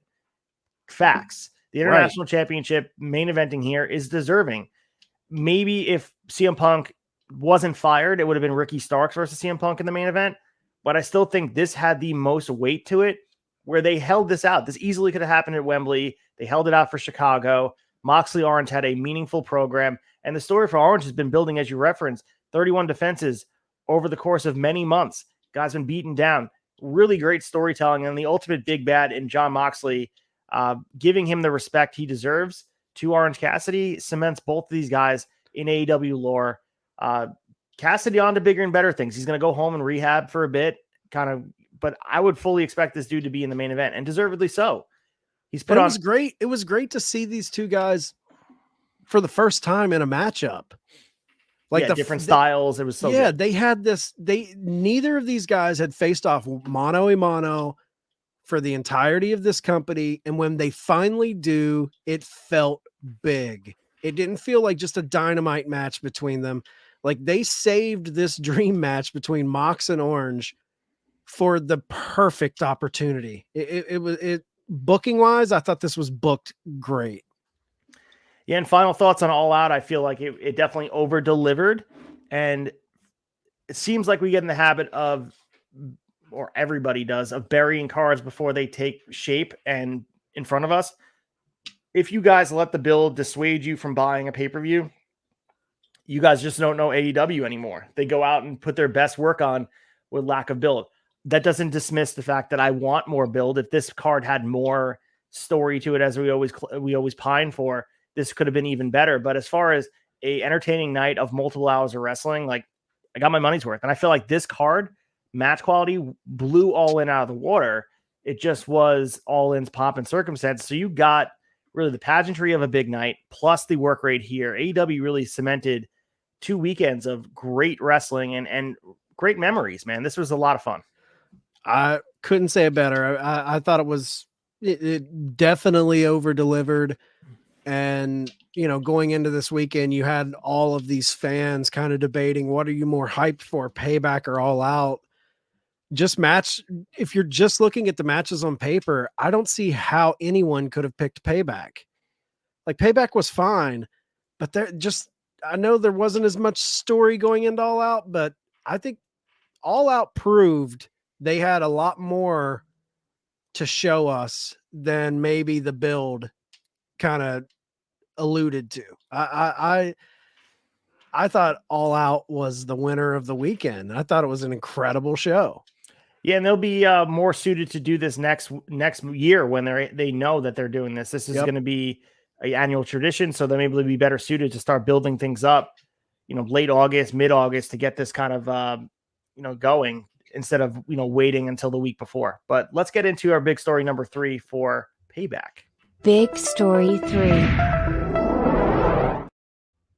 All right, we had Payback from Pittsburgh here, and this was the other event we alluded to Saturday night that people were looking forward to, and this was a WWE PLE that felt like a WWE PLE, and the opening match here, Chad, was, to me, shockingly physical between Becky Lynch and Trish Stratus, going over 20 minutes. The crowd was very much into this. The renaissance of Trish Stratus, not doing the legacy of just, I'm going to, do the hits, hit the Stratusfaction, throw the finger up, wear the cowboy hat. Her as a heel has been amazing. All the participants in the feud, whether it be Becky Lynch and all the other faces on the women's roster, this warranted a cage match. I mean, these women worked their goddamn asses off, and it was a hot opener that deserved the so. My one critique of this is because of the limitations of WWE, they don't allow these women to blade, and so badly Trish Stratus wanted to bleed to the point where it looked like she was ramming her head into the cage to the point where she's a hematoma the size of on the sides of her forehead, on the front of her forehead. If they just let her blade, it'd be boom, it's over, she's bleeding. I don't think she ever really got the color she wanted. But just what are we doing? Like it's barbaric to have her, like, if she wants to get color the natural way, because that's the rule. It's a safer way Just to cut. Like, what are we doing? And like, she now has this giant, I mean, you see the picture of her, she has this giant golf ball on her forehead. And that, to me, it was way worse than just cutting yourself. I'm with you. I thought they worked their ass off. 20 minutes, was not expecting a 20-minute match in a cage between these two. Hats off to both ladies. They killed it. I thought the same thing with that, man. Like, watching her try to get blood the hard way. Man, come on. Like, what are we doing here?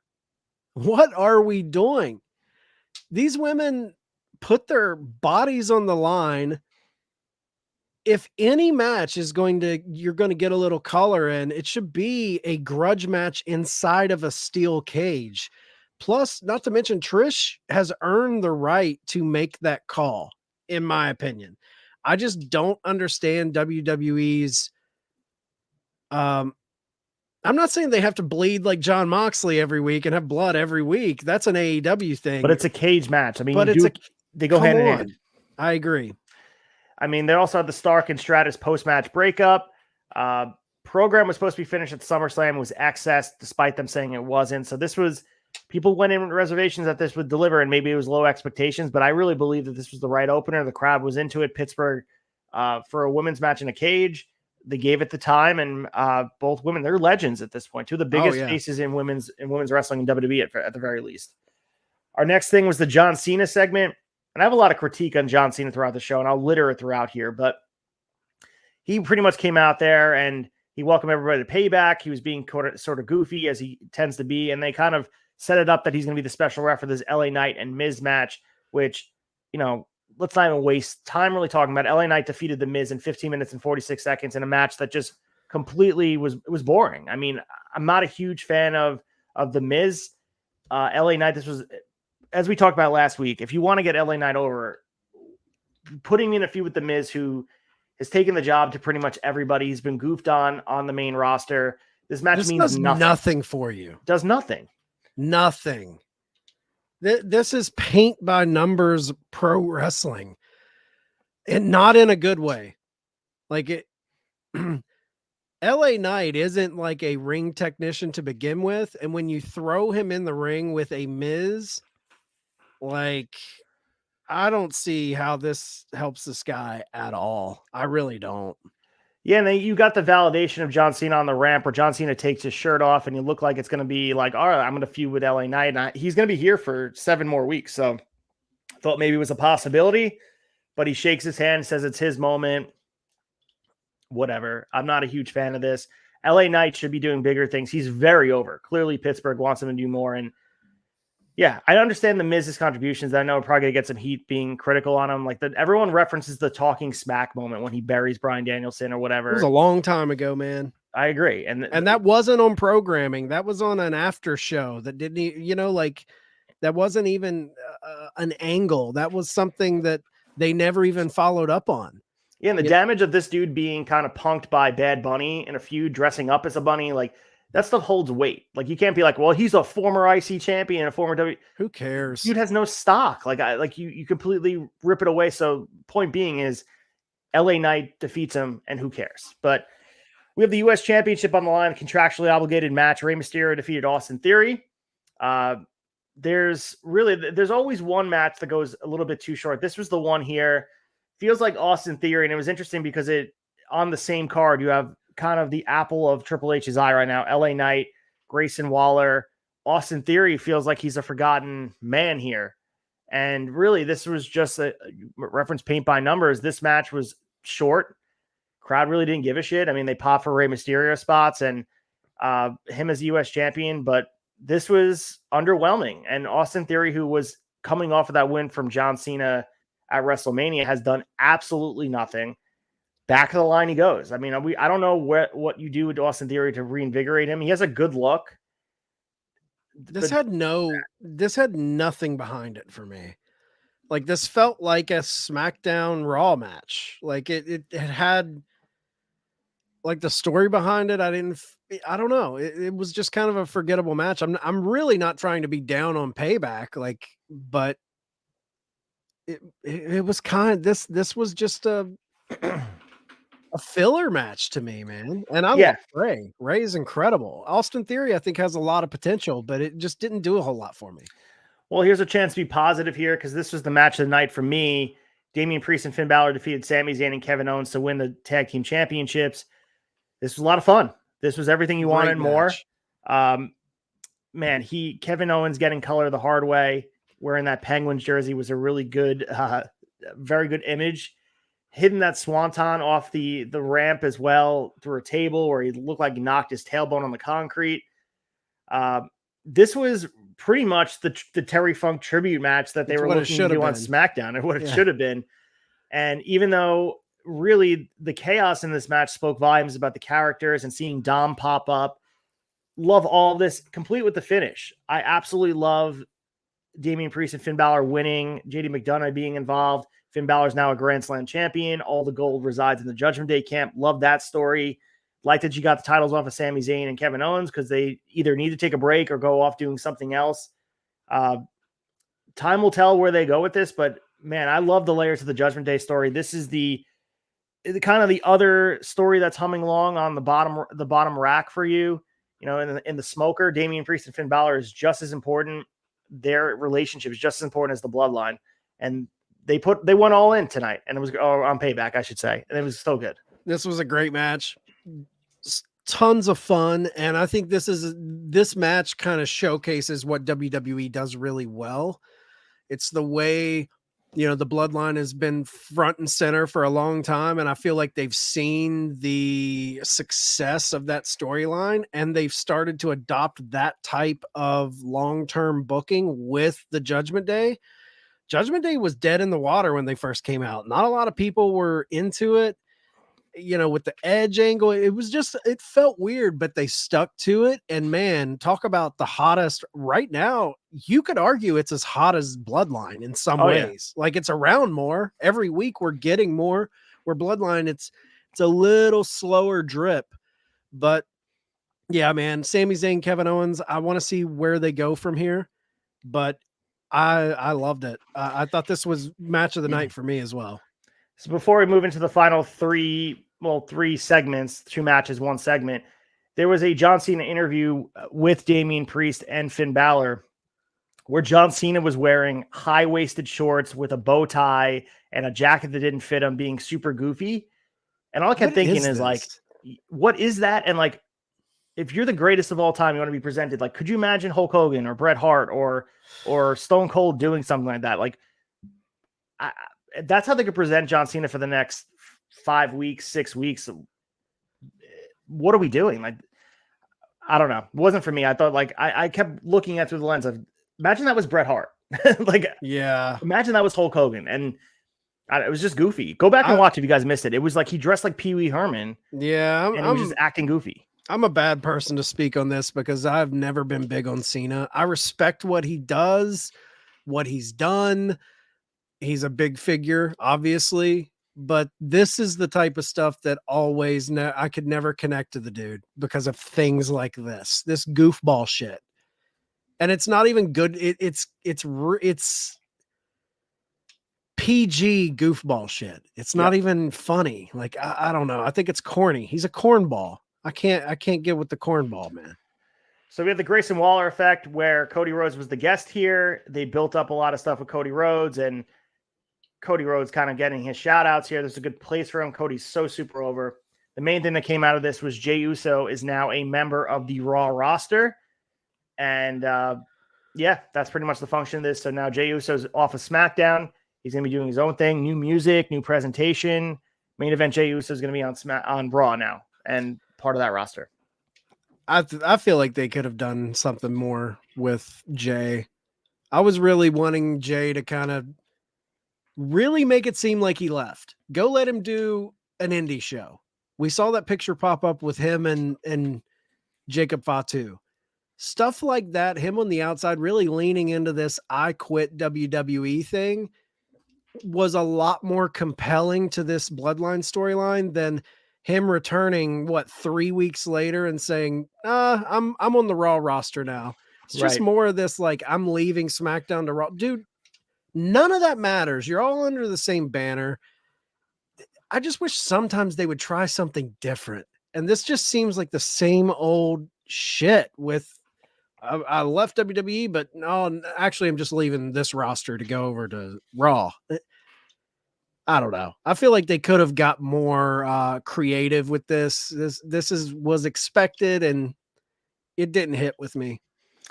We also had Rhea Ripley taking on Raquel Rodriguez for the Women's Championship or World Women's Championship. And this match went way, way, way too long. Raquel Rodriguez was overmatched in this spot. And I understand a lot of Rhea's matches have been dominating. So she really hasn't been challenged. And for the fact that she should go 17 minutes with Raquel Rodriguez, it almost was like they were trying to prove that she belonged to be there. Match was ugly, man. Clunky spots sticking out more than the good spots and not good. I mean, it wasn't a bright spot for Rhea for sure. This was a step back for. This was underwhelming, and like we talked about the preview. There's no way Raquel Rodriguez was ever going to be believing, and the crowd didn't believe she was ever going to win. And it begs the question: what's the point of the match if that's the case? But match was ugly, man. 17 minutes, like letting those women hang out there for that long a time, not good, and clearly should have been closer to 8 minutes. And Rhea's an absolute star, and I know a lot of people like Raquel. I haven't bought stock in Raquel yet. I've seen nothing to make me think she's like as big in the eyes of the fans that the company thinks she is. I just don't see what everyone is seeing in Raquel yet. I just don't. Yeah, we'll see where they go from here, but it certainly feels like if they saw anything there, there's not a lot of hope for a meaningful program. We'll see where Rhea goes. But we have Seth Rollins taking on Shinsuke Nakamura for the WWE World Heavyweight Championship. Match was good. There was some criticism on where the match went as far as maybe the crowd was tired in the crowd. But, coming in with high expectations, I always have high expectations, especially the Shinsuke and Seth Rollins working together is awesome to me. The finish came off as flat. And the thing that was the detriment to the match was obviously they want to play up Seth Rollins' back, but they didn't alter the way he worked the match at all. The announce team did say, oh, his back, but he still did superplexes. He did everything he usually does, didn't modify it at all. And maybe the expectations were too high for this match, but this was like WWE's canned version of what they want New Japan Strong Style to look like. This was an example of their version of it, which is completely watered down. And I think that both guys trying to work that style came up short. And instead of coming up with kind of a WWE inspired style, because I think the WWE match style has been kind of the formula that works, even for Seth Rollins and Shinsuke, they're able to pull apart that type of match. Yeah. It was almost like trying to be something you're not just for a one-off match. And it just came off as like flat. And even the finish was flat. Not a fan of this match. I hope they get the opportunity to show out again and work together. Maybe Shinsuke goes over next time. It felt one gear. Felt like they never went into that next gear. Like it never peaked for sure. Yeah, like in the notes I saw there was no real up and down. You know, it did kind of feel like just a steady. We're in third gear. We're not going to bump it up to fourth. We're not going to drop it down. There wasn't that. You know, Triple H was always great with that WWE in-ring storytelling of taking you on a ride. I didn't feel like I was took on a ride in this main event. Yeah, and really, I think the expectations for me, I'm looking for that Shinsuke match that wrestled AJ Styles at Wrestle Kingdom. And Seth Rollins has the talent to pull that type of match out, but not when you have the parameters of a WWE landscape. If you're gonna work a watered down New Japan style in WWE, you might as well just work the WWE style and work within their sandbox, because clearly Seth is a master at it, and Shinsuke could do the same thing. It's just the formula, whoever produced the match kind of was off base, and the crowd didn't react to it. And the finish, like I said, it was flat as hell. I thought for sure he was kicking out of the stomp after the pedigree, and it just didn't happen. It was a slow everything about it was very awkward. And as you said, it just was on cruise control. It never really got going fast or slow. It just was not a fan. Yeah, same. So we are moving towards, the fall and Survivor Series in Chicago. Maybe Punk shows up in WWE, but we'll keep you guys invested in what's coming up down the pike for WWE. But let's get into our quick hitters. Quick hitters.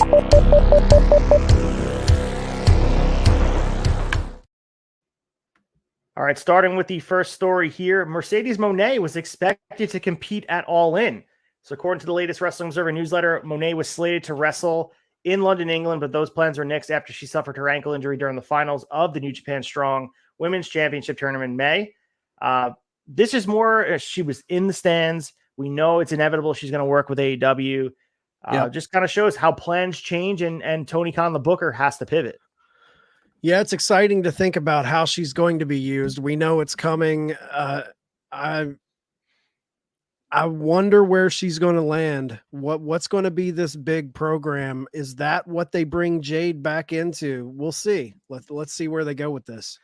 Speaking of another influential woman on the women's roster in WWE, Bianca Belair is reportedly taking time off. This is according to a Fightful Select report that came out on Tuesday, that she's taking anywhere from a month to possibly 3 months off. So we're going to see the end of Belair, maybe come back, repackaged, refreshed. She's been a person that carries the women's division, so well-deserved time off. She's the thing she wants to do. We last saw her on the August 18th version of SmackDown, and Damage Control attacked the knees, so they wrote her off. And, the report is that the knee injury is all kayfabe, but she's going to go off and take her time off. And there's media schedule she has going on with WWE. She has other obligations. She's a huge star, so it wouldn't shock me to see her go into acting or whatever else she wants to do. So she's going to be gone for a bit.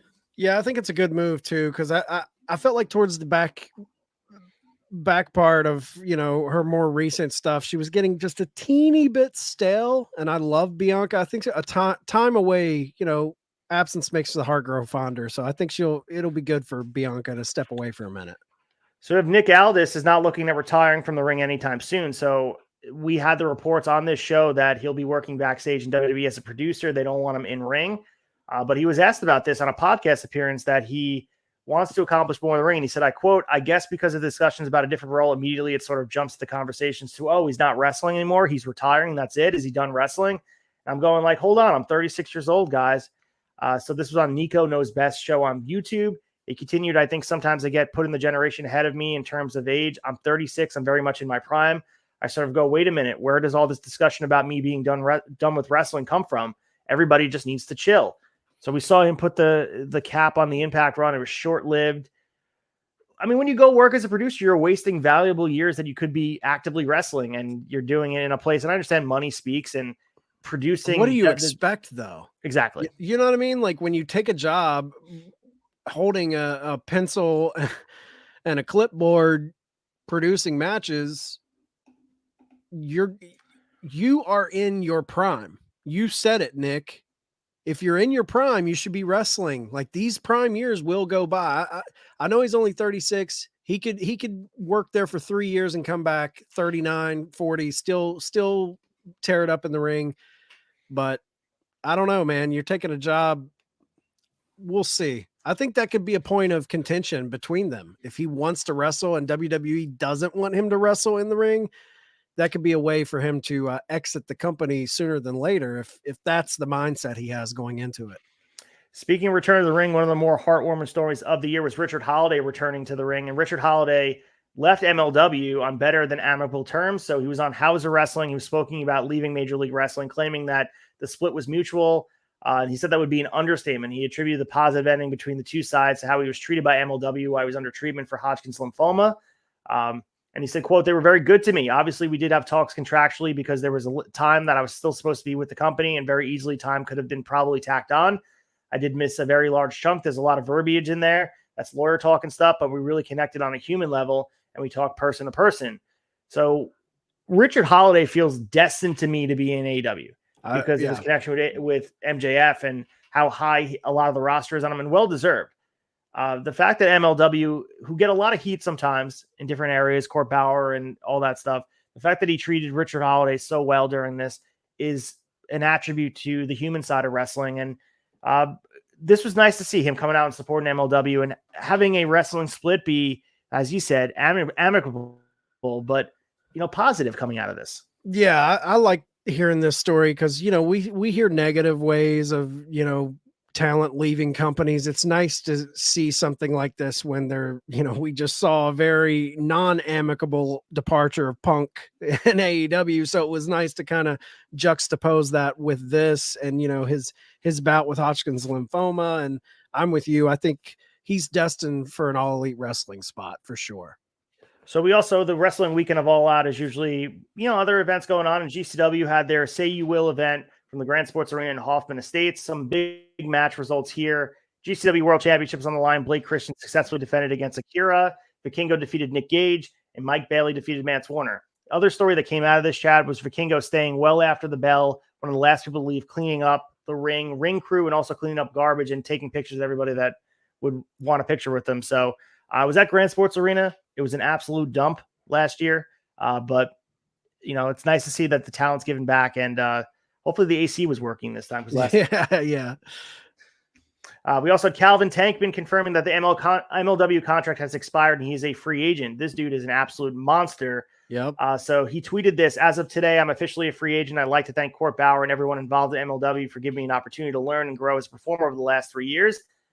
So he wrestled on July 8th at Never Say Never. He lost the MLW National Openweight Championship to Jacob Fatu. I'm sorry, he lost in challenge to MLW National Openweight Champion Jacob Fatu. So he's done with MLW, and I guess whatever promotion would take him on would be better suited to have him. This dude is awesome. So if you've never seen Calvin Tankman, do your research. Watch some matches on YouTube. Yeah, he's awesome. I've got to witness him live a few times. He's a great talent. I would love to see him land in like an Impact. I think he would fit in awesome there.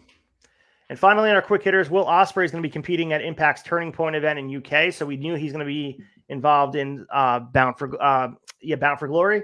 He's going to be involved in some bigger events for a little bit here, but they announced that Impact Turning Point will take place on October 27th from Newcastle's Walker Dome, and Will Ospreay will be competing there. So we're going to get more details about this UK tour they're going to be doing for a week. A big couple days coming up for Impact as well. We got obviously Victory Road is going to be their pay-per-view, but we also have the 1,000th episode being taped in White Plains. Yeah. So a lot of good stuff here for Impact. Guys like Awesome Kong, the Dudley Boys, Shark Boy. Impact Wrestling is really thriving, and 1,000 episodes is something to really, really, really celebrate. It's impressive. It's impressive. Impact is doing a lot of exciting things. Tune in after Impact on Thursdays on our YouTube channel to watch Ace and Colton on Brace for Impact. They cover it all for you. So let's get into the week ahead. Dave's taking a little bit of a break again. We have a newsletter from him, but no match ratings. We'll wait till next week to talk about match and performer of the week, but let's get to the week ahead. The week ahead.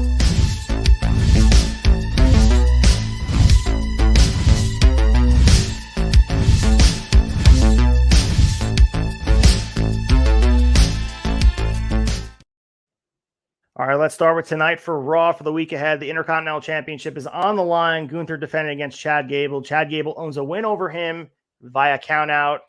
And we also have Tornado Tag Team match, Drew McIntyre and Matt Riddle versus the Viking Raiders, Eric and Ivar. So quickly, but don't want to spend too much time on it. Do you see Chad Gable winning the IC title tonight? He's days short of Honky Tonk Man's record. I could see. I think it's going to be like some sort of schmozz finish. I think they give the record to Gunther, but I do think Gable could end up taking that title off of him eventually once that record's broken. Might as well be at Survivor Series. Let's build it up a little bit. Yeah. On Tuesday in NXT, we have a big card here. NXT continues to shine here. NXT Women's Championship on the line. Tiffany Stratton defends against Kiana James. North American number one contenders match. Dragon Lee versus Mustafa Ali with special guest referee Dom Mysterio. We have a no DQ match, Braun Breaker versus Von Wagner, Tyler Bate versus Dabba-Kato, Dragunov versus Oro Mensah, and Angel and Humberto return. So we have this NXT Heritage Cup taking place. This is their version of the G1. 2 blocks instead of 4, 12-minute time limit instead of 15. So a lot of fun here. Some of the Heritage Cup is going to be something to watch, and I'm certainly going to keep up with it because it feels like they're putting a lot of the tournament round robin style the G1 brings throughout the summer. Yeah, it's something to freshen up in NXT. NXT's kind of finding their legs about them. They definitely have their hardcore fans. It's not black and gold brand, but they're kind of paving their own path. It's fun to watch.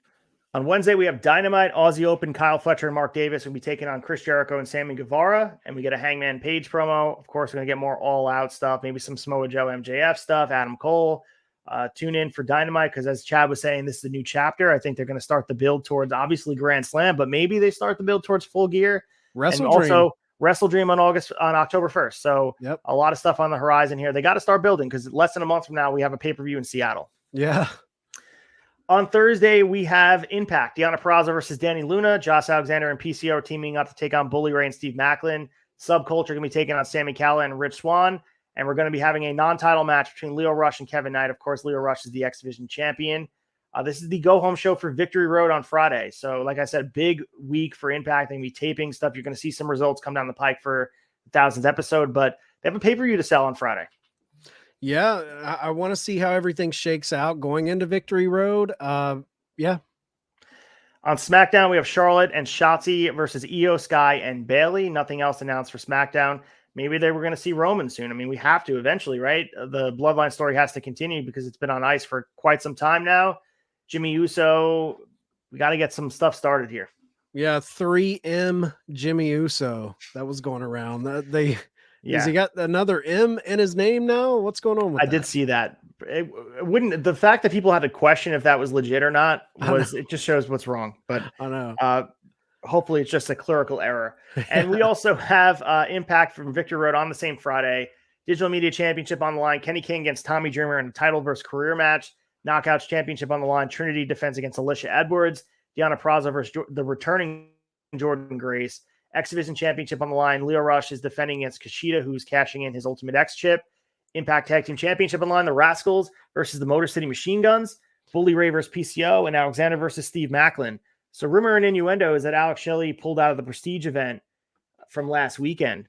Saw that he didn't wrestle. He's supposed to wrestle. He's the champion of Prestige in Seattle. It will be a really big precursor here if he's okay to wrestle because if he doesn't wrestle here, kind of messes up some of the plans they have here. I feel like they're destined to have Sabin versus Shelley at Bound for Glory. Yeah, I think that's where I want it to go. I would love to see those two dudes in a top of the card feud. I like that we're getting them. You got your champion and he's going after the tag titles. That's fun. On AEW Collision, we have no matches announced, but I'm sure we're going to get a revamped version of it. Who do they start to highlight instead of Punk on the poster? If that means anything to you, they replace Punk with Jay White.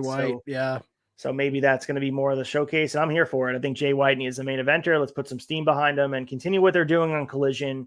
Continue to tell meaningful stories and have a little bit of a different flair than Dynamite, because I think, we always talk about like timing, right? So timing pretty much of Punk leaving, they were going to suffer for ratings anyway, because college football just started on Saturdays. It's going to be a very uphill battle on Saturday nights for Collision. So if there's any time to kind of just punt and let story be built and people will come back to you, it's now, because they're going to be demolished on Saturday nights, and people are going to be watching on demand, and you're going to have to make people tune in. And maybe this is the time they're just going to say, we're okay with doing a much smaller number than we're used to because we're against college football. Yeah. I mean, I just want them to have their own identity, whatever that is. Don't give me just another Dynamite. I like that stories were told a little differently over there. I liked that. And to put a close on this, guys, don't let the negativity ruin your wrestling fandom. This is one of the best times. I know it's cliche, but one of the best times to be a wrestling fan ever. More content that's meaningful than ever. I know a lot of the negativity gets spun, and we're sitting here talking about it. You and I spent about an hour and change on our big story number 1. What I hope that people pull out of this is we all love the same thing. We're all impassioned by our fandom of pro wrestling, and the negativity and the divisiveness that exists online between wrestling fans, don't let it take away from the positive nature of these last few weeks of wrestling. And as we move into the fall and eventually will inevitably be WrestleMania season as we approach Philly, which is going to be here before you know it, a lot of good things to be happy about for the future of pro wrestling, and it's in better shape than ever. So let's just keep that perspective. I couldn't say it better, man. It's an exciting time, and I think this fall is going to be a lot of fun, man. There's a lot of fun things to look forward to. So just like what you like. That's all you can do. You don't have to fly the flag and get into battles with other people. Just like what you like, enjoy it. We're all wrestling fans here. So quick shilling, make sure you guys check out Shot Nostalgia episode 3 of Saturday night's main event. We are covering the go home show for WrestleMania 2 and the fallout for it months removed. So Hulk Hogan versus Magnificent Morocco for the championship. Saturday night's main event's coming to their own. Of course, check out Brace for Impact 10 p.m. on YouTube, but also dropping on audio the next day. Go back in the archives, watch it, listen to some of our visits to Tavern, listen to our old Shot Nostalgia, jump in, listen to ECW 1995, get caught up. Those are evergreen content that will keep you occupied on long drives or, to kill some time. So check it out. Absolutely. A lot of good stuff in there. You can find everything at theturnbuckletavern.com. The main hub on there, go to our Apple, go to our Spotify, or go to our YouTube. We have tons of shows. Pretty much every day of the week, you're getting a audio or a video drop or both. So anything you want on there, we've got it. And until next Monday, guys, when we wine and dine with you kings and queens, stay out of the alley and away from the pork and beans. God luck and good speed. Reach for the sky, boy.